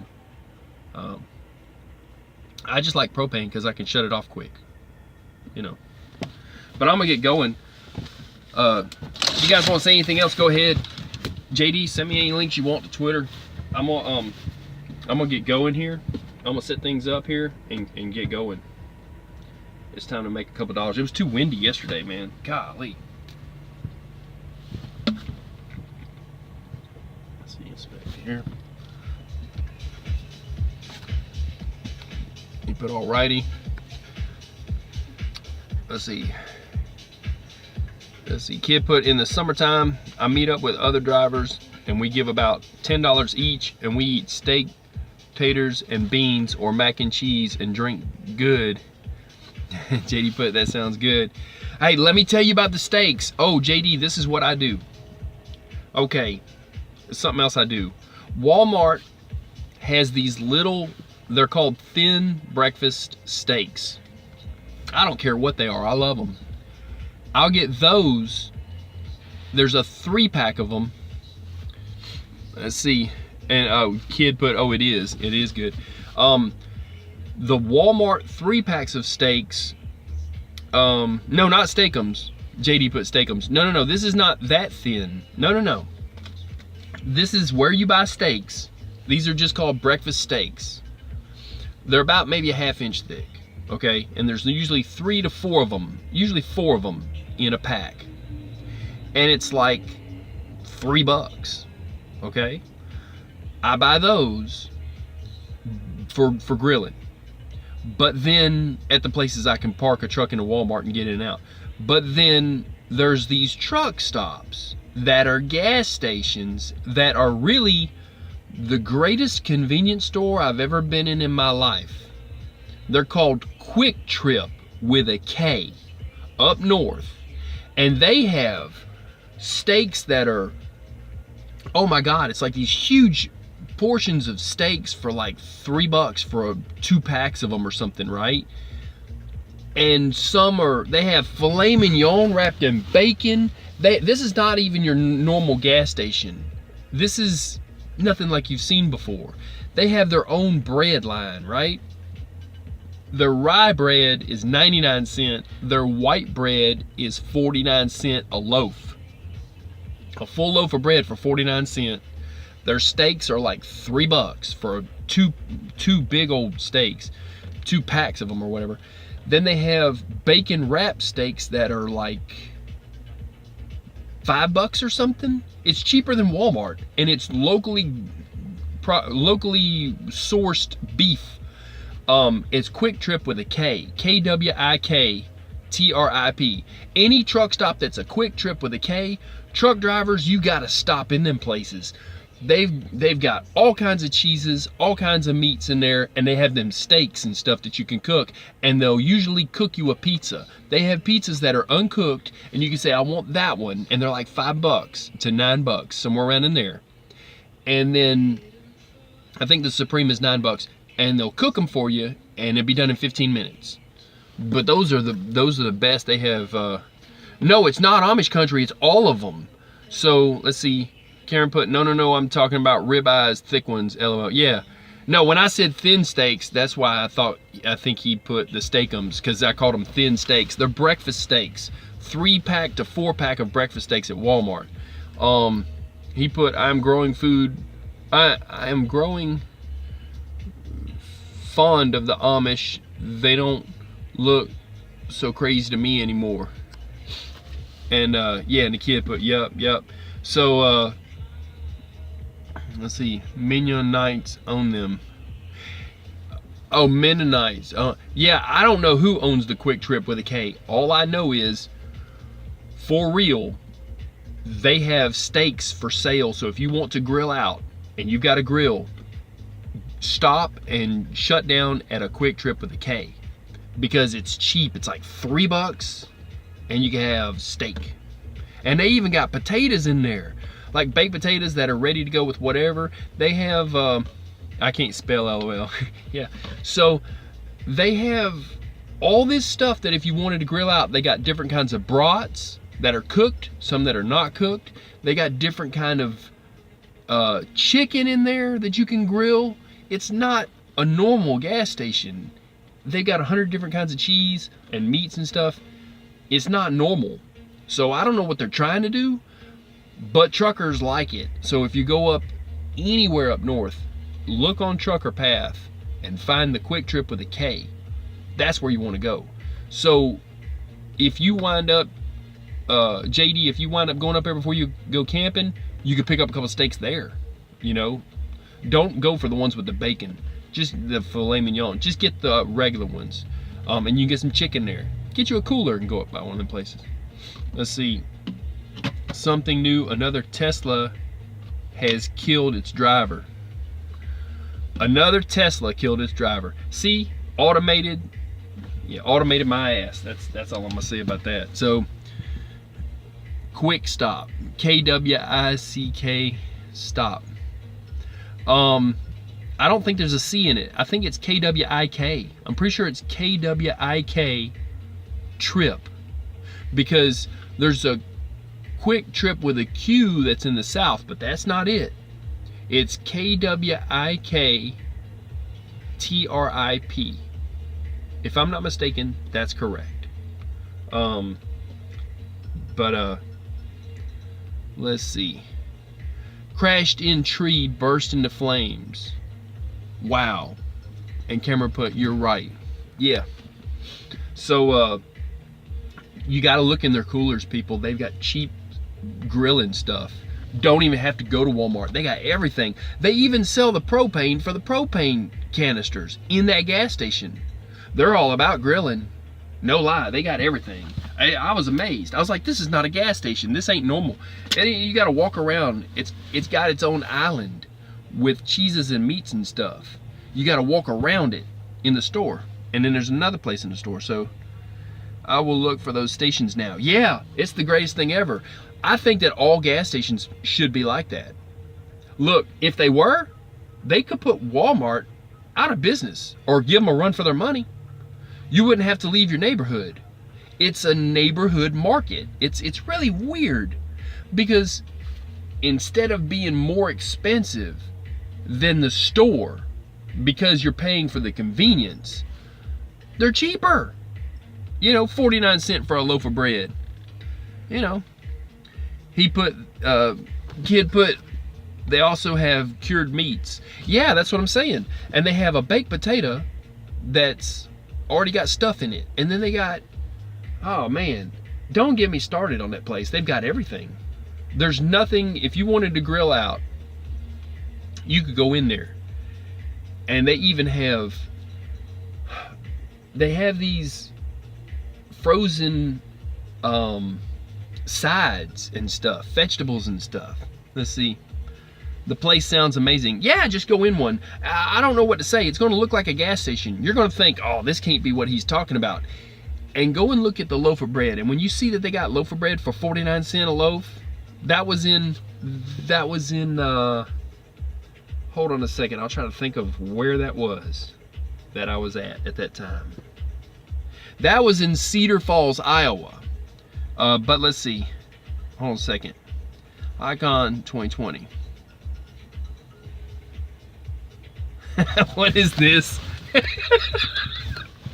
Icon starting shit on my channel. Hold Hold on a second. It's it's our trusty troublemaker. Hold on. My name is Shackelford, Rusty Shackelford. I refuse to speak without my attorney present. I am Mr. Shackelford's attorney, Rusty Shackelford. My client pleads insanity. Well, look, I'm fixing to plead. I got to get out of here. Go ahead and you can comment a few more things. That's Icon. Everybody, welcome and welcome Icon. So, but yeah, click like, share, subscribe if you like what I'm doing. Like I said, I was just putting some stuff out there. I went off into a rant for real. LOL, get going. Yeah, I will. I'll give you a couple more minutes because, like I said, I've got a couple more things to do right here in my truck. Y'all have at it. Blow up the comments and permission to speak freely, and then I will get going. So, yeah, that'll set you grilling, man, if you stop in one of them stores. I'm telling you, Quick Trip with a K, oh my God, that is the best. If they have truck parking, it's the best, but there's a lot of them that are not truck parking too, so they're all over the place. And I don't see how they stay in business. 49 cents for a loaf of bread, and 99 cents for rye, and it was really good rye bread. I bought one of each. Why not? It's so cheap, you know. So maybe they just sell in volume is what it is. But they've got inexpensive hot dogs that are German sausage type of hot dogs, or whatever you want to call them, right? Like kind of like Johnsonville brats. They've got regular kind of hot dogs that are a little less expensive. I don't know. You know, I don't know what to say. I think their ice was like, was it $1.29 or something for a big 8-pound bag? They were not expensive. It was surprising. Like I said, I don't see how they stay in business, but the whole place was snowed in, iced in, and they weren't price gouging. And every single one of them has those cheap steaks, and it's the dangest thing I've ever seen. You know, to have a big, it's about 2 inches thick and bigger than a hockey puck of a steak, and it's I think it's 2 of them for $3.50. Man, there's restaurants that sell those for 20 bucks a piece, you know. So if you got your own grill, you'll do good to stop at a Quick Trip truck stop if you find one. Don't just look them over. Wind up going into one. And they've got every kind of cheese. They have I'm happy with the Baby Bell or Bay Bell or whatever they are. But oh yeah, and they sold tortillas so that I could make fajitas. You know, they sold everything, the tortillas even. So I cooked the tortillas first, throw the meat on there, you know, stuff, and throw it together. That and a can of refried beans and maybe a can of corn, you know. That's why I need the burner, the 2-hour burner, and to make a grill out of that with a flat iron, rather than have just a regular grill on my truck. I need something that boils water and that cooks stuff like refried beans and stuff like corn and stuff like spaghetti noodles, you know, because I make the spaghetti. But I did the video though on the crock pot spaghetti. It's on there, and those are really good frozen meatballs, those Black Angus meat ones. But anyways, I'm gonna get off this thing, people. I gotta go. So everybody, y'all stay safe, and this will go up as a video, and Icon, you can watch it from the start. Let's see. I'll get going and see. Sent you the links already. Okay, I'll check it out tomorrow. I'm gonna be busy. I'm gonna be running. JD put night, brother. Yep. So I'm gonna, I've got coffee. I got fuel. I got my trailer's ready. Everything's good. So and actually, by the way, I had to drop my landing gear. I'm gonna say that again. If you're in high winds and you're parking for the night and you want to sleep without your trailer rolling all over the place, that's an old owner operator trick. Drop your landing gear. Don't unhook from your trailer, but even at the truck stop, drop your landing gear, and it will keep your trailer from blowing all over the place and shaking your truck too. It will help your truck stay stable. You drop it just before your tractor starts to hiss on its airbags. If it starts to hiss, wind it down just a bit, and that's tight. So holler at me if you get bored. Be safe. Oh, I will. Hey, look, man, I'll call you in a bit. I gotta I gotta get going, you know, but I can call you in a bit.